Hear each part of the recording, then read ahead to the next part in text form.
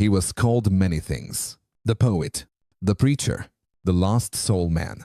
But for years, people whispered something else. He's the guy who slept with Sam Cooke's wife.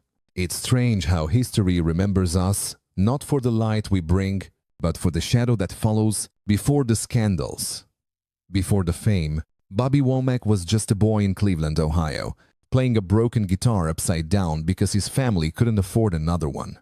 He grew up poor, too poor to eat some nights, his father calling it fasting for Jesus, while his mother told her sons they'd have to sing their way out of the ghetto. That voice, that hunger, would carry him from church pews to the biggest stages in America. He would share microphones with Sam Cooke, trade riffs with James Brown, and learn that music could lift a man higher than God or drop him lower than sin. His life would become the story of soul itself. The glory, the pain, the fall, and the redemption. So who was Bobby Womack really? A sinner who loved too hard? A genius who broke too soon? Or a man who spent his whole life trying to sing his way back to grace? Cleveland, Ohio, 1944. A small one-room shack on the poor side of town where winter wind slipped through cracked windows and hunger was a nightly guest. Inside that house lived the Womack family, 5 boys, 2 exhausted parents, and one unshakable dream. Their father, Friendly Womack, was a steel worker by day and a gospel singer by faith. Their mother, Naomi, kept food on the table when there was none to give. When their stomachs ached from emptiness, she told them, "Sing, boys. Sing your way out of this place." Bobby, the 3rd son, was his father's favorite, bold, fearless, defiant. When he broke a string on his father's guitar, his father threatened to whip him unless he could play it upside down, left-handed. Bobby strummed, awkward at first, then found the rhythm so raw, so honest, it brought tears to his father's eyes. That was the night the Womack brothers were born. They sang in churches, traveling through small towns across Ohio, sharing stages with gospel greats like the 5 Blind Boys and the Soul Stirrers, a group led by a young magnetic singer named Sam Cooke. Sam was the gospel world's shining star, handsome, smooth, the kind of voice that could make sinners believe again. When the Womack brothers met him, he saw something familiar in Bobby, that same fire, that same hunger. He told them, "Keep singing. Don't ever stop. I'll help you when the time comes." Back home, Bobby's father kept them strict. No secular music, no devil songs. But the world outside was changing. The lines between church and rhythm were starting to blur. By the mid-1950s, gospel and blues were colliding into something new, something they called soul. When Sam Cooke crossed over to secular music, he started SAR Records, Sam and Alexander Records. And he remembered those 5 kids from Cleveland. He called them up and said, "Come to LA. I've got a deal for you." Their father resisted. "That's devil music," he said. But $300 and the promise changed his mind. He packed his sons on a bus and sent them west. Under Sam's guidance, the Womack brothers became the Valentinos. He gave them suits, a sound, and a chance. Their first single, "Looking for a Love," hit no 8 on the R&B charts, and suddenly, the boys who once sang for coins in church were on tour with James Brown. James Brown was discipline in motion. He demanded perfection every step, every note, every beat. Once, when Bobby looked away during rehearsal, James cracked him on the head with a drumstick and said, "You better listen." It was harsh, but Bobby understood. Excellence had a price. Through Sam, Bobby met everyone: Ray Charles, Solomon Burke, even a young Jimi Hendrix, who auditioned for Sam Cooke before finding his own fire with Little Richard and the Isley Brothers. The world was small, electric, and dangerous. In 1964, Bobby wrote, "It's All Over Now." The song did modestly well in America until a British band called the Rolling Stones heard it. They re-recorded it, and it shot straight to number 1 inch, the UK. Bobby was furious until Sam explained the publishing rights. A month later, Bobby received a $30,000 royalty check. That's when he learned what every black artist of his time had to learn. Talent feeds your soul, but ownership feeds your family. Bobby's bond with Sam Cooke grew stronger. They weren't just friends. They were brothers in rhythm and rebellion. Sam was teaching Bobby how to become a man in a world that didn't want one, how to survive in an industry built to break you. Bobby didn't know it yet, but everything Sam taught him about music, loyalty, and betrayal would soon be tested in the most painful way imaginable. By the early 1960 seconds, Bobby Womack's life was changing faster than he could understand it. The church boy from Cleveland was now living in Los Angeles, rubbing shoulders with the biggest names in black music. His mentor, Sam Cooke, had turned him from a gospel kid into a rising soul artist, a student in a new kind of classroom where the lessons were pain, rhythm, and ambition. Under Sam's label, SAR Records, Bobby learned everything: how to write, how to produce, how to survive in the studio and on the road. He wasn't just another background player. Sam saw something different in him, that rawness, that honesty that couldn't be faked. But even success comes with shadows. As Bobby's fame grew, tension built with his brothers in the Valentinos. He was working more with Sam than with them. And Sam, who was like a big brother, a father, and a prophet, all at once, was starting to change too. After President Kennedy's assassination, Sam began to write differently. He was reading more Malcolm X, Martin Luther King, James Baldwin. He stopped straightening his hair, started talking about justice and power. The song he wrote then, A Change Is Gonna Come, wasn't just a song. It was prophecy.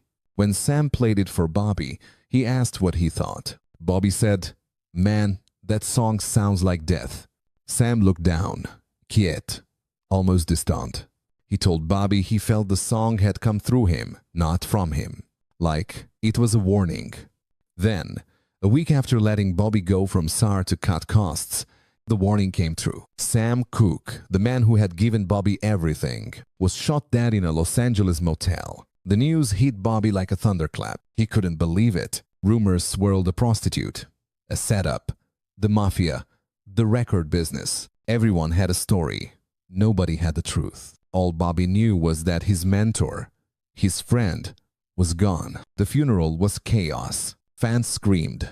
Women fainted. Sam's widow, Barbara Cooke, stood beside the casket, broken and beautiful. And somewhere inside Bobby, something cracked. He wanted to protect her, protect what was left of Sam. When men started showing up at Barbara's house, looking for money or comfort, Bobby chased them away. He said it was loyalty. Others called it obsession. And when Barbara told him, "You keep running my boyfriends off, I guess you'll have to be my man," he didn't resist. They married just months after Sam's death. And with that, Bobby Womack went from being Sam Cooke's protege to being the man who married his mentor's wife. The backlash was brutal. Radio stations banned his songs. Fans booed him off stage. Sam's family disowned him. And Sam's brother, Charlie Cooke, swore to kill him. Bobby tried to move forward writing, performing, convincing himself that love could heal guilt. But the streets had their own justice. When Charlie found him in Chicago, he beat Bobby so badly his jaw split. His teeth pushed through his lip. Blood everywhere. And Barbara, furious that Bobby had taken the bullets out of her gun, stood there screaming she would have shot him dead. It was a scandal that buried Bobby's career. The boy who once shared stages with Sam Cooke and James Brown was now a pariah, unwanted, untouchable, unforgiven. But pain has a strange way of feeding music, and Bobby Womack, the exile, would soon turn his pain into songs that would outlive his shame. Scandal burns fast, but shame lasts longer. After marrying Barbara Cooke, Bobby Womack became a ghost in his own industry. Every door that had opened for him slammed shut. Radio stations refused to play his songs. Promoters canceled shows. Fans spit his name like a curse. The man who slept with Sam Cooke's wife. He was 21 years old and already living inside a story that would follow him for life. Out of money and desperate for work, Bobby turned to the one thing that never betrayed him: his guitar. He played for Ray Charles, working as a session musician. But even there, chaos followed. Ray was brilliant but reckless, driving cars blind, firing guns, trying to fly planes high on dope. Bobby said working for Ray was like living in a hurricane with a backbeat. From Ray's tour bus, Bobby jumped to another this time, with Wilson Pickett. They clicked immediately. Two wild souls with too much talent and not enough peace. Bobby wrote, "I'm a midnight mover," and "I'm in love" for Wilson. Songs that turned pain into power, songs that helped define the sound of late 60-second soul. But behind the music, both men were drowning in cocaine, each snort a promise to forget what couldn't be forgiven. Bobby said later, "I was trying to get high enough to escape myself, but I kept running into the same man every time I came down. The hits kept him alive, but tragedy kept finding him." His marriage to Barbara fell apart after she caught him in bed with her teenage daughter, Linda Cook. Sam Cooke's daughter. Barbara shot at him. The bullet missed, but his career didn't recover. Linda would later marry Bobby's brother, Cecil Womack, and together they'd write "Love TKO" for Teddy Pendergrass, a haunting reminder of how tangled love and pain could become in that family. Through the 1,970 seconds, Bobby's life played out like a blues record on repeat. Success, loss, regret, repeat. He recorded "Fly Me to the Moon" and "California Dreamin'," found brief glory, then lost it to addiction again. He worked with Janis Joplin, writing songs in a haze of drugs and late-night confessions. Hours after one of their sessions, she overdosed. Her death shook him, another friend gone, another warning ignored. But Bobby kept moving. That's what soul men did. They moved.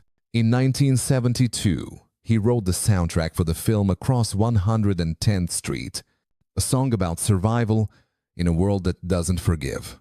It became one of his greatest triumphs, used decades later in Quentin Tarantino's Jackie Brown. But even as the world danced to his music, Bobby was fighting demons backstage. He lost his brother Harry, stabbed to death by a jealous lover. He lost his infant son Truth, who suffocated after rolling off the bed, while Bobby, numb from cocaine, sat in another room, too high to check on him. He lost his oldest son Vincent, who took his own life at 21. Egg loss cut deeper, each tragedy another brick on the wall between him and redemption. By the late 70 seconds, Bobby was a legend without a home. Too raw for pop, too wild for gospel, too broken for peace. His music was still electric, but his body was fading under the weight of every bad decision he'd ever made. He once said, "I tried to write songs about love, but all I really knew was loss." And still, somewhere deep inside that chaos, the last spark of soul was waiting. And when it finally burned again, Bobby Womack would remind the world why they called him the last soul man. In America, talent is worshipped, but only until it starts to make people uncomfortable. For Bobby Womack, that truth was both his curse and his crown. He lived through every era of modern black music. From the church choirs of the 1,950 seconds to the civil rights marches of the 1,960 seconds, from the funk-soaked clubs of the 70 seconds to the smooth grooves of the 80 seconds. He was always there. Guitar in hand, voice full of grit and glory. But while others rose clean, Bobby carried his scars in public. And America didn't always want to look at them. The same country that cheered for his songs had once condemned him for loving the wrong woman. The same record labels that profited from his pain would later call him too old, too dark, too real. He was both celebrated and censored, a man who belonged everywhere and nowhere at once. In the 1,970 seconds, as the civil rights movement turned into the struggle for black identity, Bobby's music became a mirror. Songs like Across 110th Street weren't just hits, they were headlines. They told a story of a divided America, of hustlers and survivors, of ghetto dreamers and forgotten saints. It was a song about Harlem, but it could have been about the whole world. A cry from the streets that said, "We're still here." Critics called him the poet of pain. Fans called him the truth. Even white rock artists, from the Rolling Stones to Eric Clapton, borrowed his sound, his phrasing, his emotion. They love his soul, but not always his struggle. Across the Atlantic, though, things were different. In Europe, Bobby Womack was a legend. The British soul scene adored him. His records played in London's underground clubs, in Paris cafes, in German radio stations. To them, he wasn't a scandal, he was authentic. He embodied what white America tried to polish away: the pain, the imperfection, the humanity of soul. In interviews during that period, Bobby spoke softly about race and fame. He said, "They love you when you make them dance, but they don't want to see where the song came from." He knew what it meant to be a black man who told too much truth. He'd watched Sam Cooke for it. He'd seen Marvin Gaye shot down in his father's house. He'd buried friends who were too good for the world they lived in.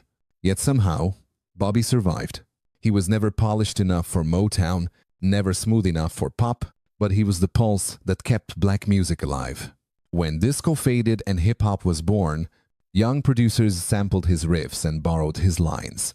Across 110th Street became a bridge between generations, a street where Curtis Mayfield met Tupac, where Marvin Gaye's dreams shook hands with Kendrick Lamar's reality. By the 2000s, a new generation rediscovered him. Filmmakers like Quentin Tarantino used his music to tell stories of redemption and revenge.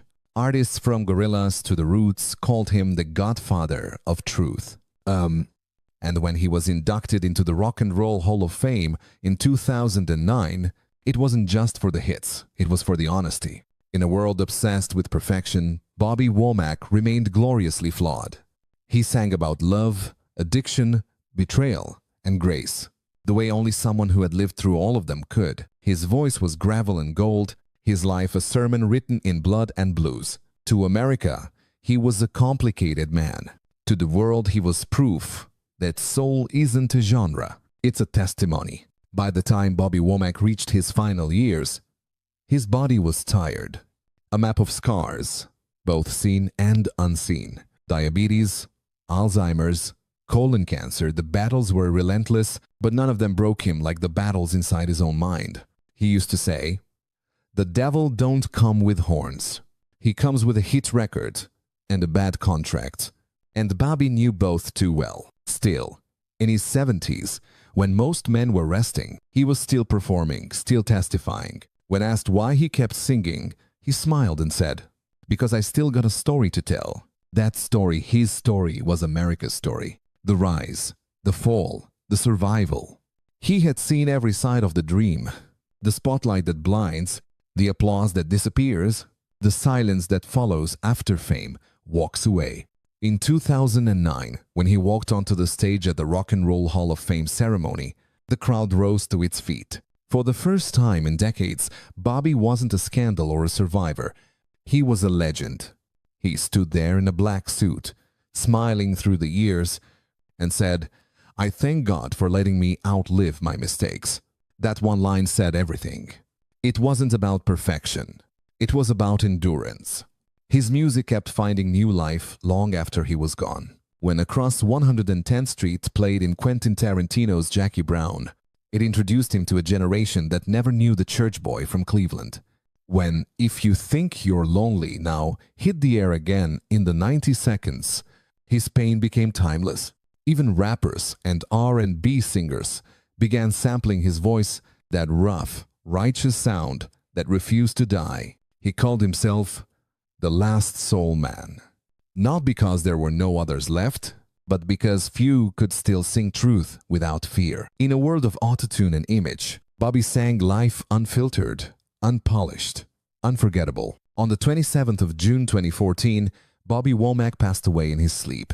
He was 70 years old. No drama, no scandal, just silence. The same kind of silence that comes after a long prayer. When the news broke, tributes poured in from Patti LaBelle, the Rolling Stones, Damon Albarn, and countless others. They didn't talk about his mistakes. They talked about his courage, about the way his music felt like confession, about how he turned survival into song. Today, when you hear his voice, that raspy cry somewhere between pain and praise, you're not just hearing a man. You're hearing a lifetime that began in hunger and ended in harmony. Because Bobby Womack wasn't just a singer, he was a witness to the cost of fame, the price of love, and the power of redemption. And maybe that's what makes him eternal. He didn't hide his scars. He sang them. Some stories don't need a happy ending. They just need to be told by someone who lived every word. And somewhere, in the echo of a church on Cleveland's east side, you can still hear that little boy with the upside-down guitar, singing his way out of the ghetto and straight into history. Rest in power, Bobby Womack, the last soul man. Every generation has its fire. In the 1,960 seconds, it was Aretha demanding respect. In the 70 seconds, Donna Summer turning pain into disco. And in the 90 seconds, that fire was Lisa Left Eye Lopes. When TLC hit the airwaves, it wasn't just music, it was rebellion with rhythm. 3 black girls from Atlanta wearing condoms on their clothes, rapping about safe sex, money, and self-respect in a decade that still wanted women to stay quiet and smile. They called themselves T-Boz, Left Eye, and Chili, but together they were a force. Too hip for R&B, too soulful for hip-hop, and too real for the world to handle. Their songs weren't love letters, they were manifestos. No scrubs. Creep. Waterfalls. Every lyric was a mirror for young black women who were done being silenced. But at the center of that storm, behind the platinum records, magazine covers, and global fame, was a woman who carried her own kind of chaos. Lisa Lopes wasn't just the voice of rebellion, she was rebellion. A girl from Philadelphia with a fractured home, a soldier's daughter with bruises you couldn't always see.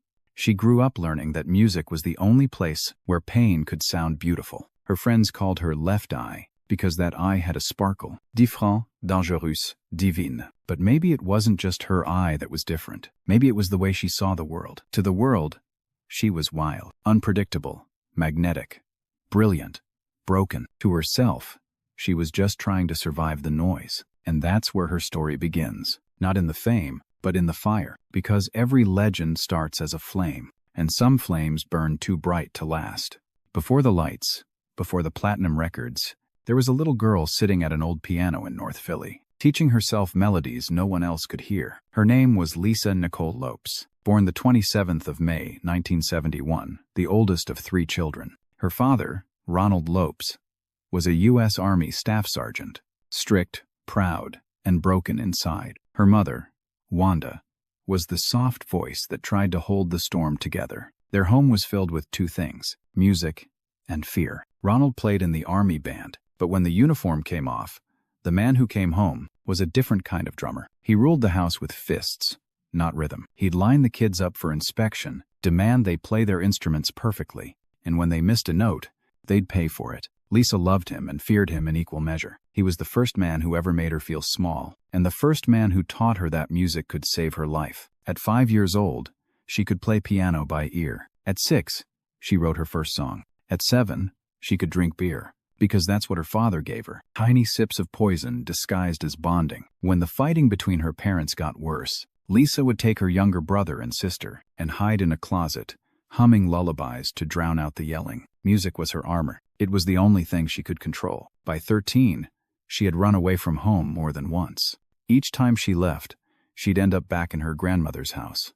Quiet, safe, full of gospel records and love. There, she found the kind of peace her parents never could. But the dreams were bigger than Philly. Lisa wanted more than safety. She wanted to be seen. At 17, she packed a small suitcase, kissed her grandmother goodbye, and left Philadelphia for good. Her boyfriend had told her about Atlanta, a city rising with sound, where hip-hop and R&B were melting together, where producers were searching for the next big voice. She didn't have money. She didn't have a plan. But she had that spark, that unstoppable, dangerous spark. When she arrived in Atlanta, she met a man who would change everything. Rico Wade, one of the founding producers of Organized Noise, the same crew that would later create the sound of Outkast and Goody Mob. He introduced her to a young manager, Ian Burr, who was putting together a female trio, a mix of R&B and hip-hop, a new kind of girl group that could dance, rap, and sing. They already had one member, Tionne Watkins, a girl with a raspy voice from Des Moines, and another, named Crystal Jones. They needed a rapper, someone wild, sharp, and unpredictable. Lisa walked in wearing a dress, not the baggy tomboy look they wanted. But when she started to rap, the room stopped breathing. Every word hit like a heartbeat. Every rhyme sounded like rebellion. She didn't look the part. She was the part. That night, she became the third piece of the puzzle, the spark that turned a demo group into a movement. They didn't know it yet, but TLC was about to be born. And the girl from North Philly, who once hid in closets to escape her father's rage, was about to set the whole world on fire. Atlanta, in the early 90 seconds, was electric. It was a new sound, a new culture. The South was rising, and three girls were about to change what the world thought women in hip-hop could be. They called themselves TLC. Tionne T-Boz Watkins, Lisa Left Eye Lopes, and a new recruit, Rosanda Chili Thomas, handpicked to replace the group's original third member. Under the watch of R&B star Pebbles and her husband, producer L.A. Reid, TLC signed to LaFace Records, a label that would define the next decade of R&B. When they walked into the studio, they didn't act like rookies. They acted like revolutionaries. Bag jeans, backward caps, condoms sewn onto their clothes, a bold statement in an era when HIV was still whispered about in fear. They rapped, they sang, they danced, and they made it look effortless. Their debut album, Ooh Ooh, on the TLC tip, dropped in 1992 like a bomb. Songs like Ain't Dva Proud Dva Beck, Baby Baby Baby, and What About Your Friends were raw, fun, unapologetic. TLC wasn't trying to be sexy, they were trying to be real. And in doing so, they became sexier than anyone else on TV. Left Eye was the spark, the wild one with a condom over her left eye, a mix of danger and genius that no PR team could manufacture. She was the voice that told young women, you don't have to act cute to have power.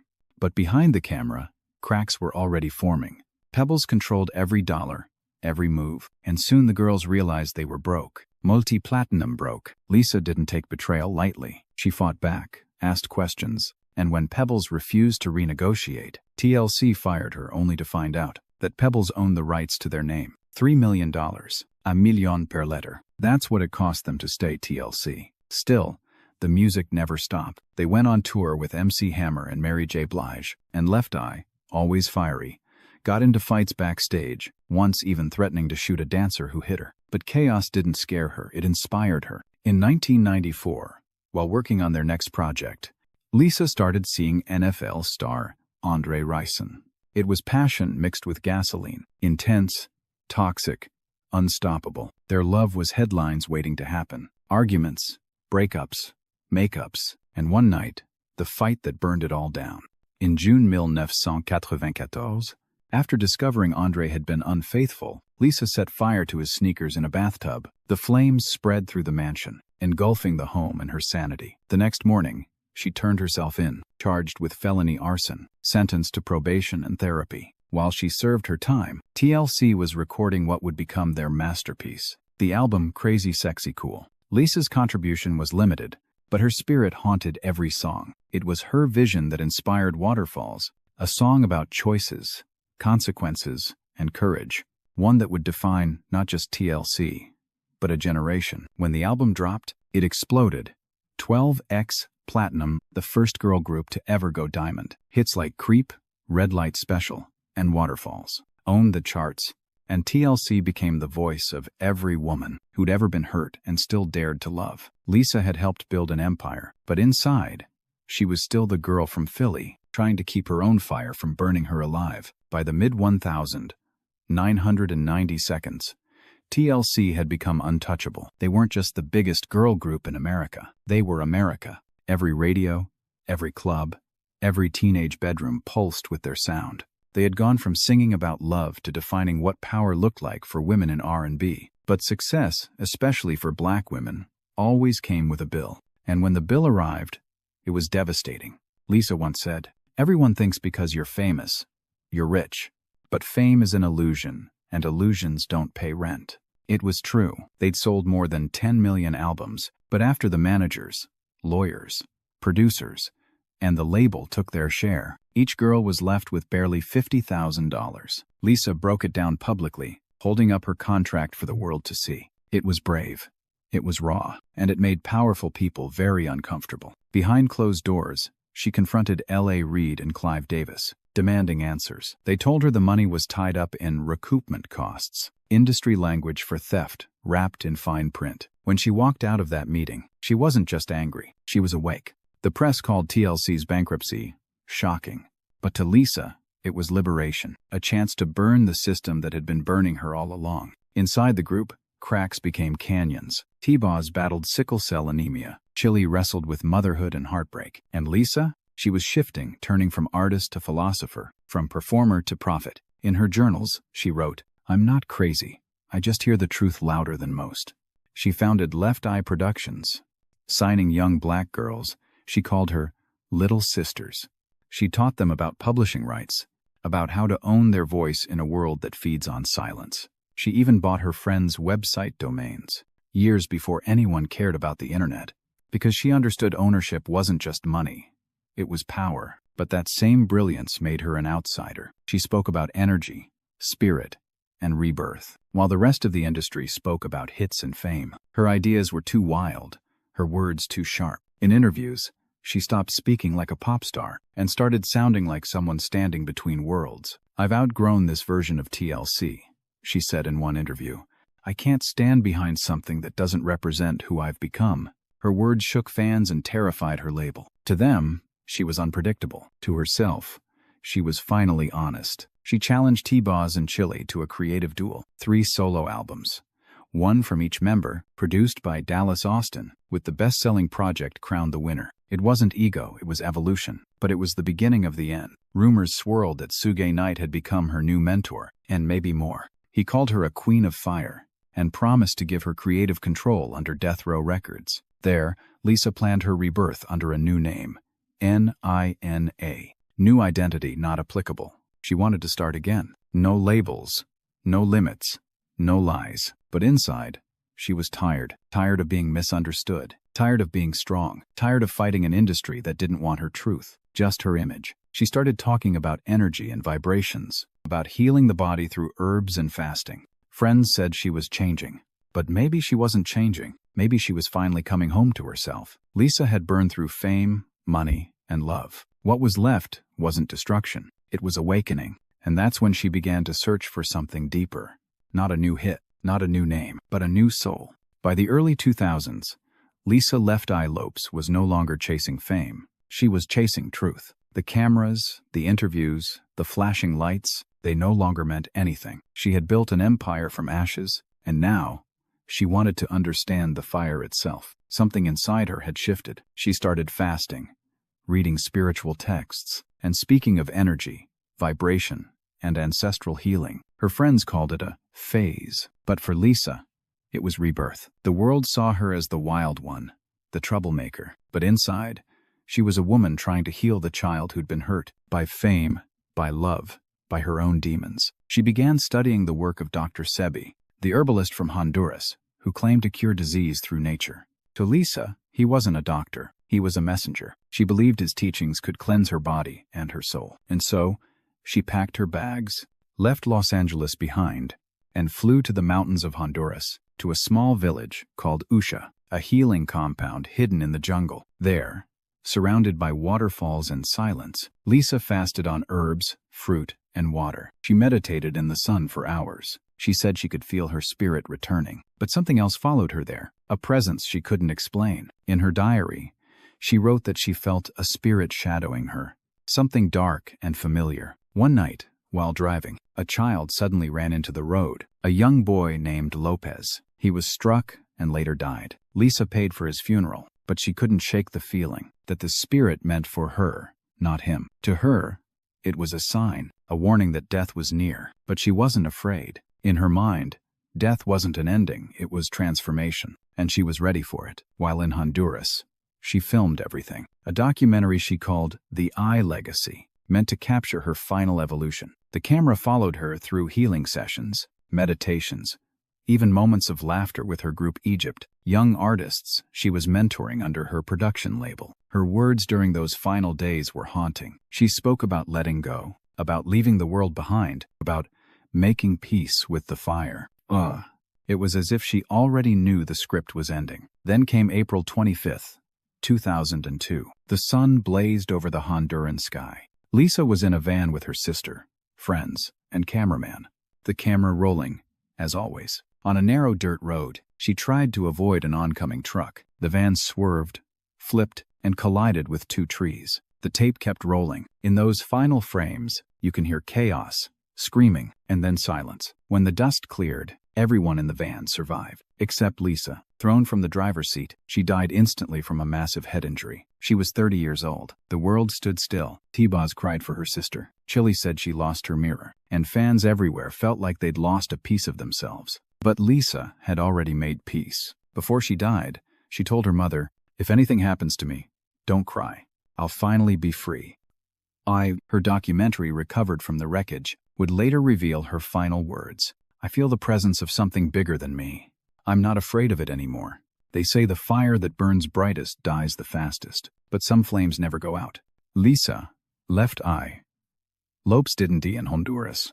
She simply ascended, and somewhere, in the rhythm of waterfalls, in the echo of her laughter, and in the millions of hearts she touched, her light still flickers, wild and eternal. In the years since that crash on the dusty Honduran road, Lisa, Left Eye Lopes, has never really left us. Her body may have rested, but her energy, that fierce, chaotic, radiant light, still moves through the veins of music, through every girl who ever dared to speak her mind, every artist who ever refused to be tamed. TLC went on to finish what they started. They carried her photo on tour, left her mic stand glowing in soft blue light, and when Waterfalls played, the crowd would sing her verse, not as a memory, but as a prayer. Even today, you can feel her presence. In every lyric about self-worth, in every beat that blends hip-hop and soul, in every woman who turns pain into art, Lisa didn't just rap. She redefined what it meant to be fearless. She taught a generation of women that power isn't loud, it's honest. That rebellion isn't chaos, it's clarity. That healing doesn't come from fame, it comes from facing yourself. Her unfinished documentary, The Last Days of Left Eye, became a mirror for millions. A glimpse into a soul who refused to die quietly. And maybe that's the point. Lisa wasn't meant to fade away. She was meant to ignite. When fans visit her resting place, they don't whisper, they laugh, they sing, because Lisa never wanted tears. She wanted energy, movement. She wanted us to keep burning. And so, we do. We see her in the reflection of stage lights, in the pulse of a drum beat, in the courage it takes to stand alone and still shine. Lisa, Left Eye Lopes, the girl who played with fire and became it. Energy never dies.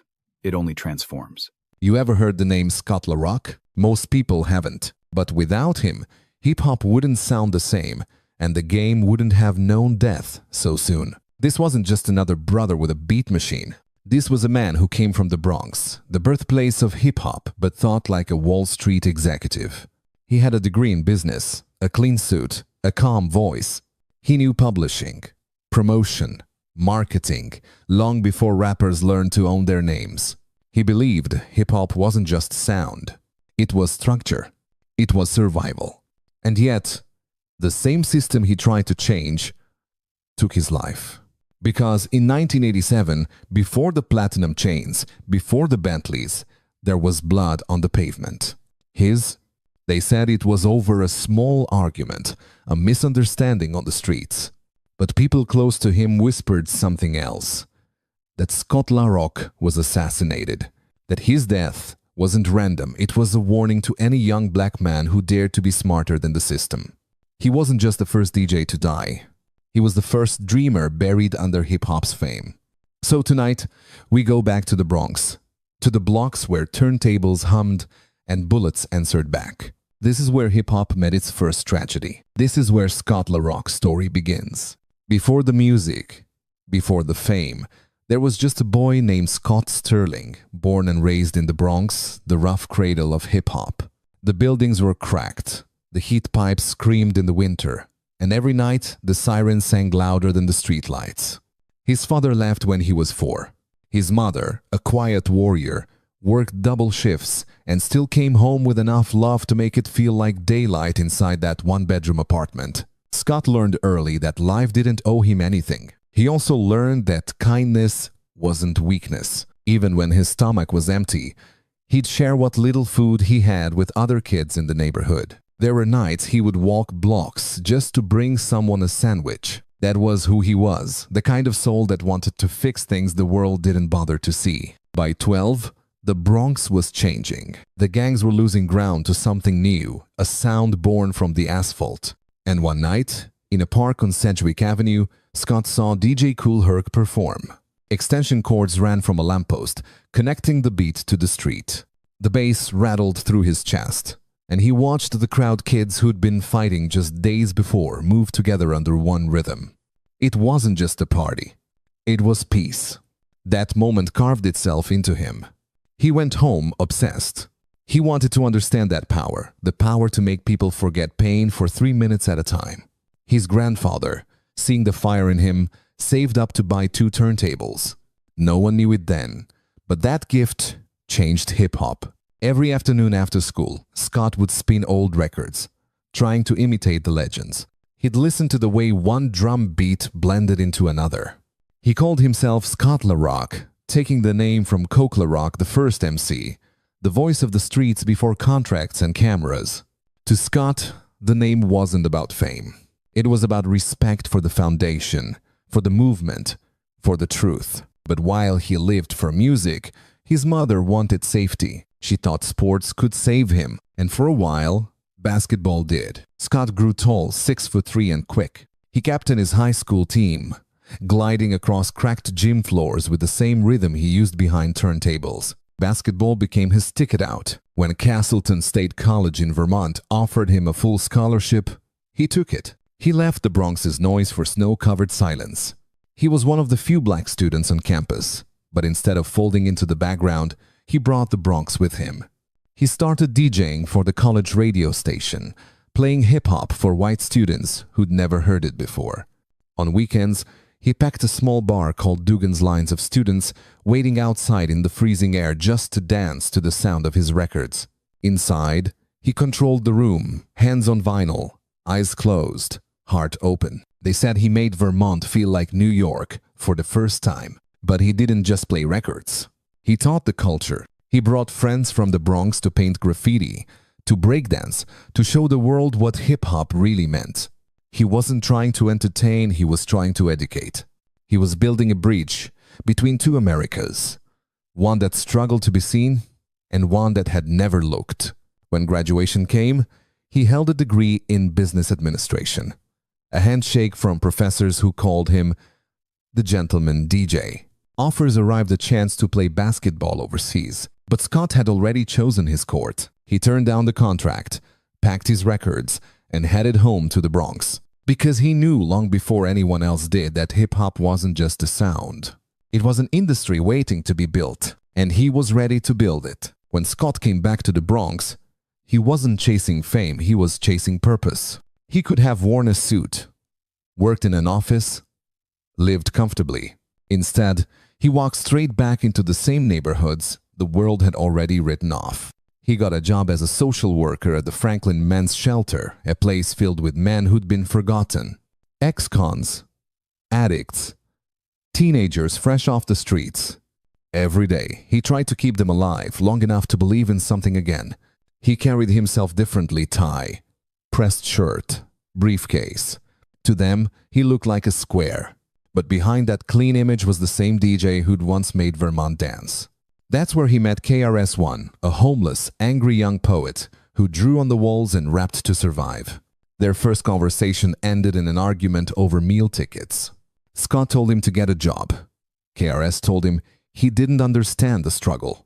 But later, when they met again at a small studio run by Seth G from the Ultramagnetic MCs, something shifted. KRS saw that the social worker was hip. Scott saw that the homeless kid was brilliant. 2 opposites, one from education, one from pain, found the same rhythm. They started recording together, first with a few friends under the name Scott LaRock and the Celebrity 3. The music was raw, conscious, full of message, but too early for radio. The label dropped them. Everyone else quit, except Scott and KRS. They renamed themselves Boogie Down Productions BDP for the Bronx they came from.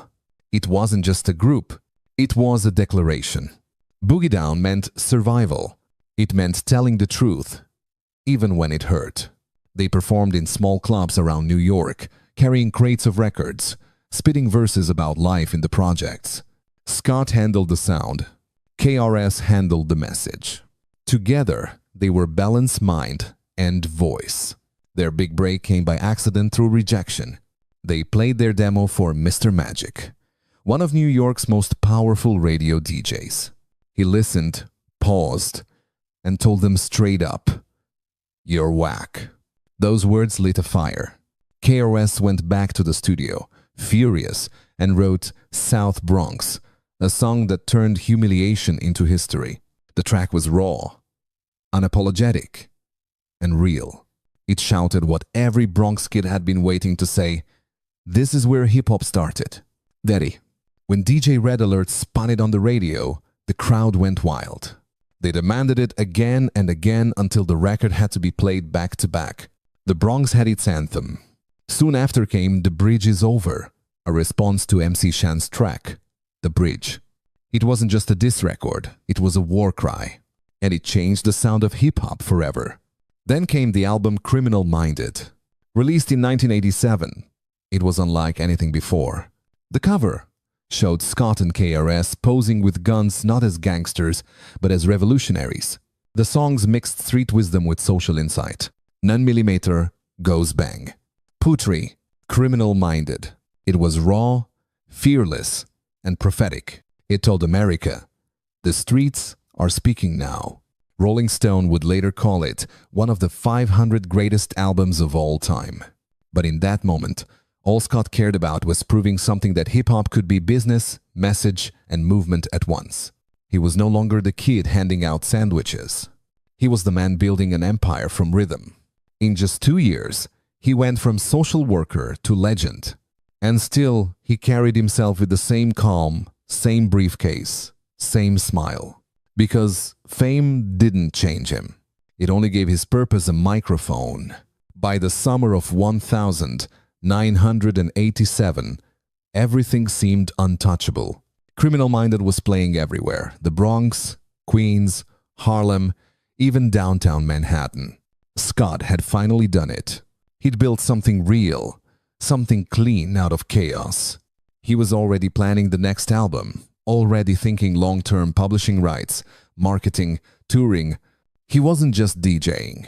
He was designing a blueprint for every artist that would come after. Then the phone rang. It was D-Nice, the youngest member of Boogie Down Productions. His voice was cracked, terrified. He told Scott he'd just been jumped, beaten, and pistol-whipped by a jealous boyfriend who thought he was talking to his girl. He was only 16, crying, bleeding, afraid. Scott didn't hesitate. He grabbed his jacket and keys.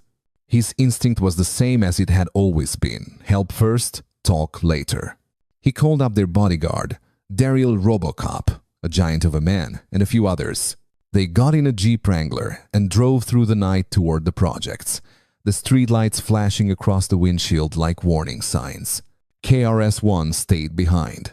He'd later say he didn't want to be part of any confrontation. But Scott wasn't going for war. He was going for peace. When they pulled up, the block was alive, with noise, kids shouting, radios blaring, windows glowing in the summer heat. Scott stepped out first. He found the man who'd hurt D-Nice. Voices rose, hands moved, but in the end they shook. Beef squashed, just like that. But fate wasn't finished. Robocop got into an argument with another man nearby. Words turned sharp, shoulders collided. Then the air broke. Gunshots. From the bushes. From the rooftops. From the dark corners that never sleep. Everyone dove for cover. Scott jumped back into the passenger seat as Robocop slammed the gas pedal. Bullets cut through the night. Glass shattered. Tires screamed. 5 people in the Jeep. Only 2 bullets hit. Both found Scott, one in the neck, one in the head. For a few seconds, no one realized it. He was still sitting upright, eyes wide, asking, "Why is the music so loud?"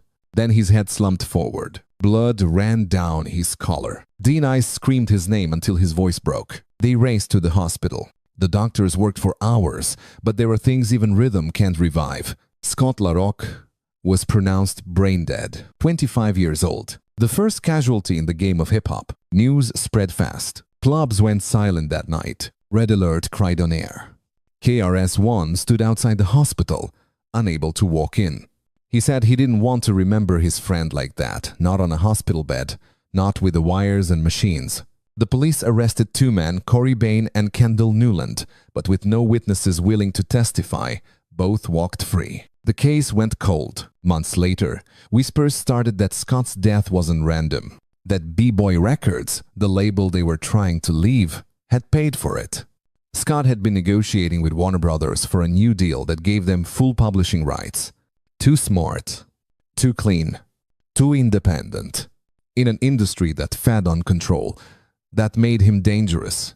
Some say it was a stray bullet. Others swear it was a sniper. But every version ends the same, with a young man who believed in peace lying still, his music echoing through hospital walls. The night Scott LaRock died, hip-hop lost its innocence, and the silence that followed was the sound of something breaking forever. The news of Scott LaRock's death hit New York like an aftershock. For the first time, hip-hop, that voice of the streets, that escape from pain, had lost one of its own to the same violence it tried to rise above. Radio DJs spoke his name with disbelief. Red Alert broke down live on air. Fans left candles on Bronx sidewalks next to posters that said simply, "Rest in Beats." The industry didn't know what to do with grief. There was no rule book for mourning a rapper then. No hashtags, no tributes, no press releases. Just silence. A heavy one. Because this wasn't a gang member or a hustler. This was a college graduate, a man with a degree and a mission. If someone like him could die in the crossfire, what did that mean for everyone else? In the weeks that followed, KRS-One couldn't sleep. He replayed the night again and again, the call, the jeep, the sirens. The guilt became unbearable. Out of that pain came purpose. He wrote songs that sounded less like brags and more like prayers. He told anyone who would listen that hip-hop had to grow up, had to stop bleeding itself dry. That's how the Stop the Violence movement was born. Not as a slogan, but as a scream.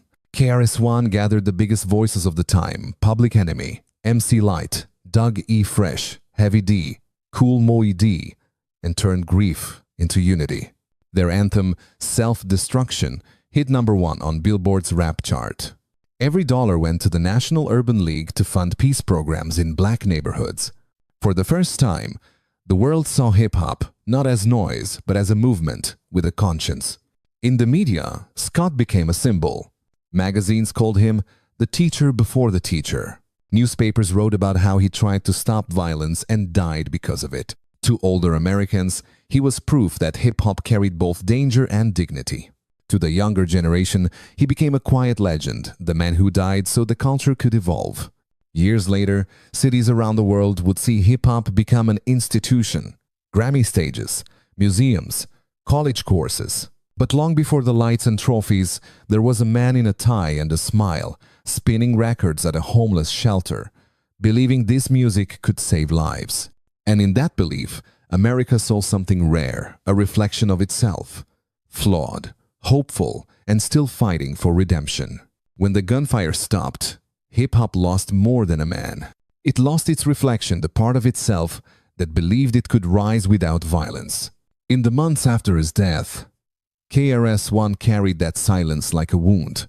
He stopped talking about money, fame, records. Every interview, every verse, somehow circled back to Scott. He said, "Half our crew is in the spirit world now. The other half is here. We can't lose." Maybe that was how he made peace, by believing the dead could still make music. But not everyone healed. D-Nice, still barely a man himself, spent years haunted by guilt. He thought every step he took had led to Scott's grave. For 25 years, he didn't speak to KRS-One. When they finally did, it wasn't through anger, it was through tears. Two survivors trying to understand a storm that never made sense. Then there was Scott LaRock Jr., just 9 months old when his father died. He grew up hearing stories about the legend, the college kid who became a hero, the peacemaker who died for calm but not the father who should have tucked him in. He spent his youth fighting the streets that took his father, serving time, carrying bitterness. Years later, he would say on camera, "KRS, one never did anything for me." A sentence heavy enough to echo across decades of silence. Yet, even in pain, legacy found its way home. In 2017, the Bronx renamed a boulevard, Scott LaRock Boulevard, right on Jerome Avenue, where his journey began. The city that once buried him under gunfire now lifted his name in steel. Every car that drives past carries a piece of his unfinished dream, because what Scott stood for never died. He believed that knowledge could save lives, that hip-hop could be education, not destruction. That being smart was a kind of rebellion. The tragedy of Scott LaRock wasn't just his death, it was how clearly he saw the future, and how quickly the world stole it from him. But even now, every time a DJ drops a beat with purpose, every time a young rapper picks truth over violence, a little of Scott spins again. Some stories end without closure, but dignity doesn't need applause. To anyone who's ever tried to bring peace into chaos, this one's for you. And to the Bronx boy who There are some movies that never fade. They burn bright in memory, echoing through generations like a heartbeat. And for anyone who grew up in the 1980 seconds, The Last Dragon wasn't just a movie, it was an experience. It was martial arts, music, and pure Motown magic all wrapped into one glowing ball of energy. But behind the laughs, the kicks, and the unforgettable glow of Bruce Leroy, there was a story most people never knew, one of brilliance, heartbreak, and loss. Because the people who brought The Last Dragon to life, from the fearless Shonuff to the talented Leo O'Brien, to the radiant Vanity, each faced battles far beyond the silver screen. When Berry Gordy, the genius behind Motown, decided to merge music and movies, he wanted to capture something that spoke to a younger generation. He wanted to mix rhythm with power, soul with martial arts, to show the world a new kind of hero. And it worked. The Last Dragon became a cult classic, inspiring black cinema, hip-hop, and pop culture for decades. But what happened after the glow faded? What became of the man behind the menacing sunglasses of Shonuff? And what tragic fate met the young star who once charmed the world with his smile? This is the untold story, the rise, the struggle, and the heartbreaking downfall of The Last Dragon's most unforgettable faces. When Berry Gordy, the visionary mind behind Motown Records, set out to make The Last Dragon in 1985, his goal wasn't just to create a martial arts movie. He wanted to craft a cultural moment. Gordy had already conquered the world of music, shaping legends like Diana Ross, the Jackson 5, and Marvin Gaye. Now, he saw film as the next frontier, a way to blend rhythm, fashion, and the fighting spirit of a new generation. He envisioned a story that could inspire young audiences, particularly black youth, to see themselves as heroes on the big screen. And in doing so, he created something no one had ever seen before, a fusion of Bruce Lee's discipline with Motown soul. When it came to casting, Gordy wanted authenticity, faces that felt real, energetic, and magnetic. For his leading man, he found Taimak, a fresh-faced martial artist with quiet confidence and a humble spirit. But the search for his leading lady, the dazzling Laura Charles, was something else entirely. According to Taimak, Gordy asked him one simple question. If your character was going to fall in love, who would you want that woman to be? Without hesitation, Taimak said, Vanity.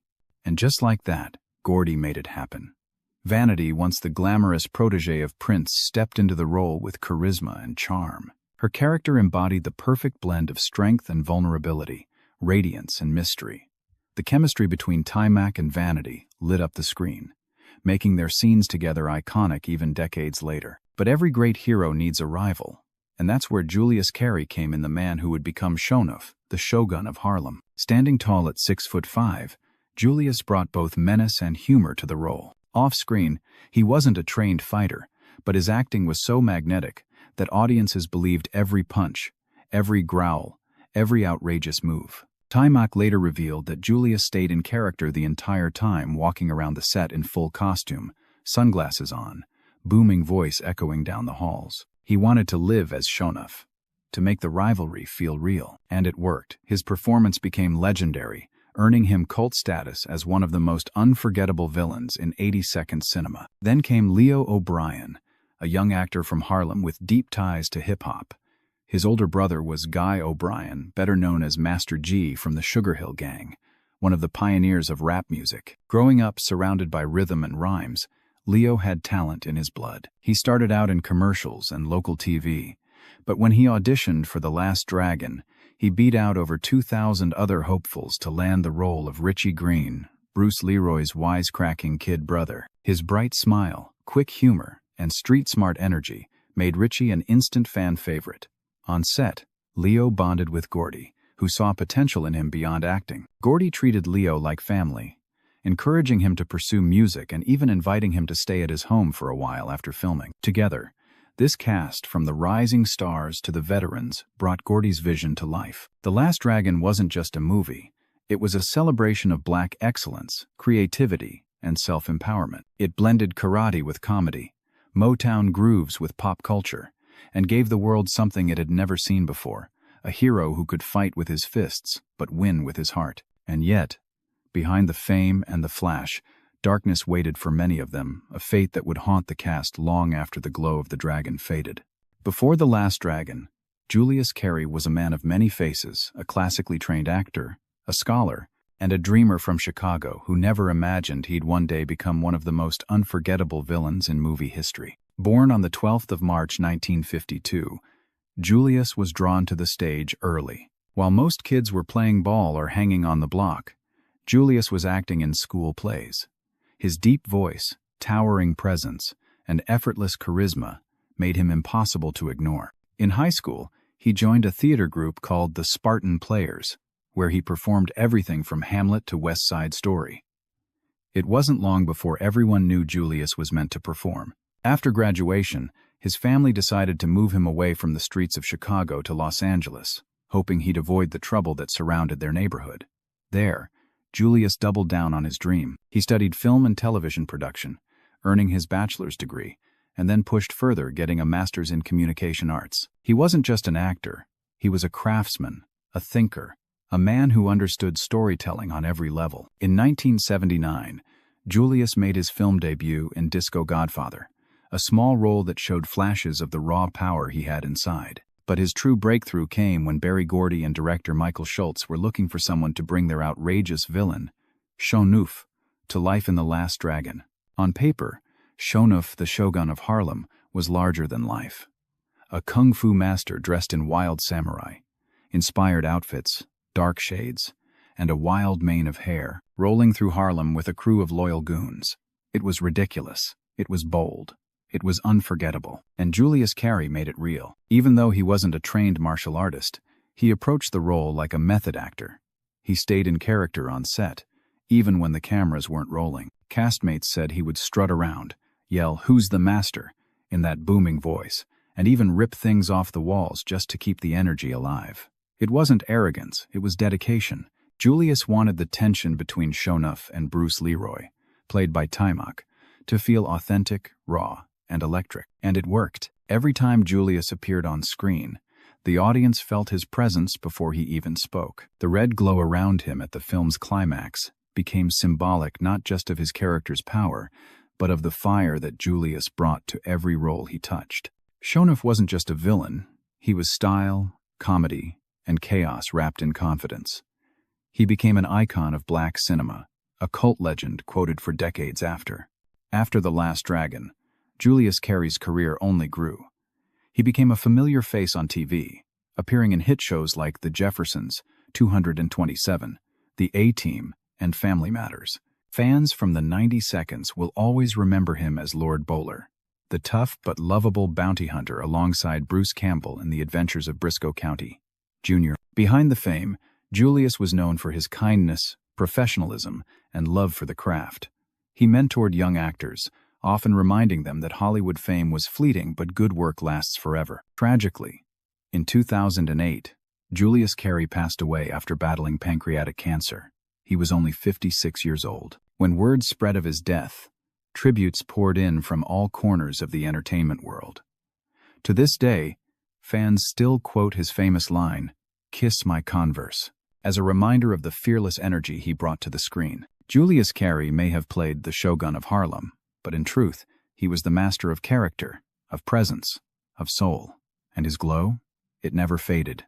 Before he ever stepped in front of a camera, Leo O'Brien already had rhythm running through his veins. Born on the 12th of November 1970, in Harlem, New York, Leo grew up surrounded by the heartbeat of a cultural revolution. His older brother, Guy O'Brien, better known as Master Gee of the Sugar Hill Gang, helped define hip-hop with Rapper's Delight, the first mainstream rap hit. For a young kid in Harlem, there was no better classroom than that. Leo absorbed everything, the beats echoing from block parties, the breakdancers spinning on cardboard, the MCs battling for respect. But while his brother ruled the stage, Leo dreamed of the screen.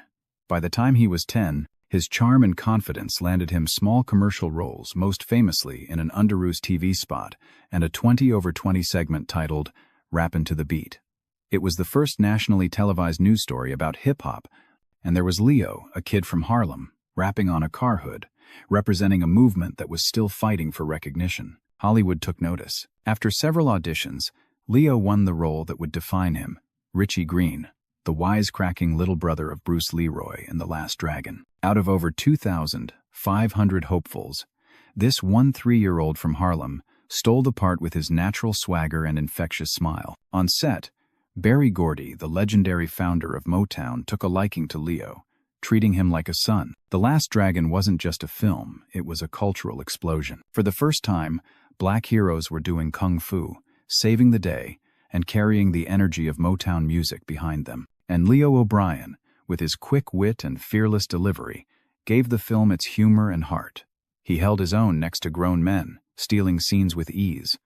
The world saw him as a star in the making. After the movie's success, Leo stayed close to Gordy and his circle, spending time at Motown and pitching ideas. His dream wasn't just to act, he wanted to make music, to bring rap to Motown's doorstep. He even handed Gordy an early script he wrote, a comedy about two high school kids switching lives years later. That same idea resurfaced as Class Act starring Kid and Play. But Hollywood is a brutal place for young black actors. After a cameo in New Jack City, thanks to his friend Mario Van Peebles, Leo's phone stopped ringing. The momentum faded. He drifted away from film and fell into the chaos that fame often leaves behind. By his 20s, Leo was fighting demons. Arrests for assault, robbery, and drugs began to stain his record. The boy who once stood next to Motown's king now stood in courtrooms, trying to rebuild his life. After serving nearly 8 years behind bars, he returned home determined to start over. He opened a convenience store in Harlem, launched a small music studio, and began mentoring local youth. But Harlem can be unforgiving. In September 2011, a heated argument with a friend turned violent. Leo was shot 3 times, twice in the stomach and once in the arm. He miraculously survived. "I'm a fast healer," he said in an interview. "If it had been anyone else, they'd be gone." Yet, the wounds never truly healed. A year later, on the 10th of October 2012, Leo O'Brien died in his sleep at age 41. His nephew later revealed that doctors hadn't stitched him properly after the shooting. His internal injuries never recovered. He wasn't a superstar.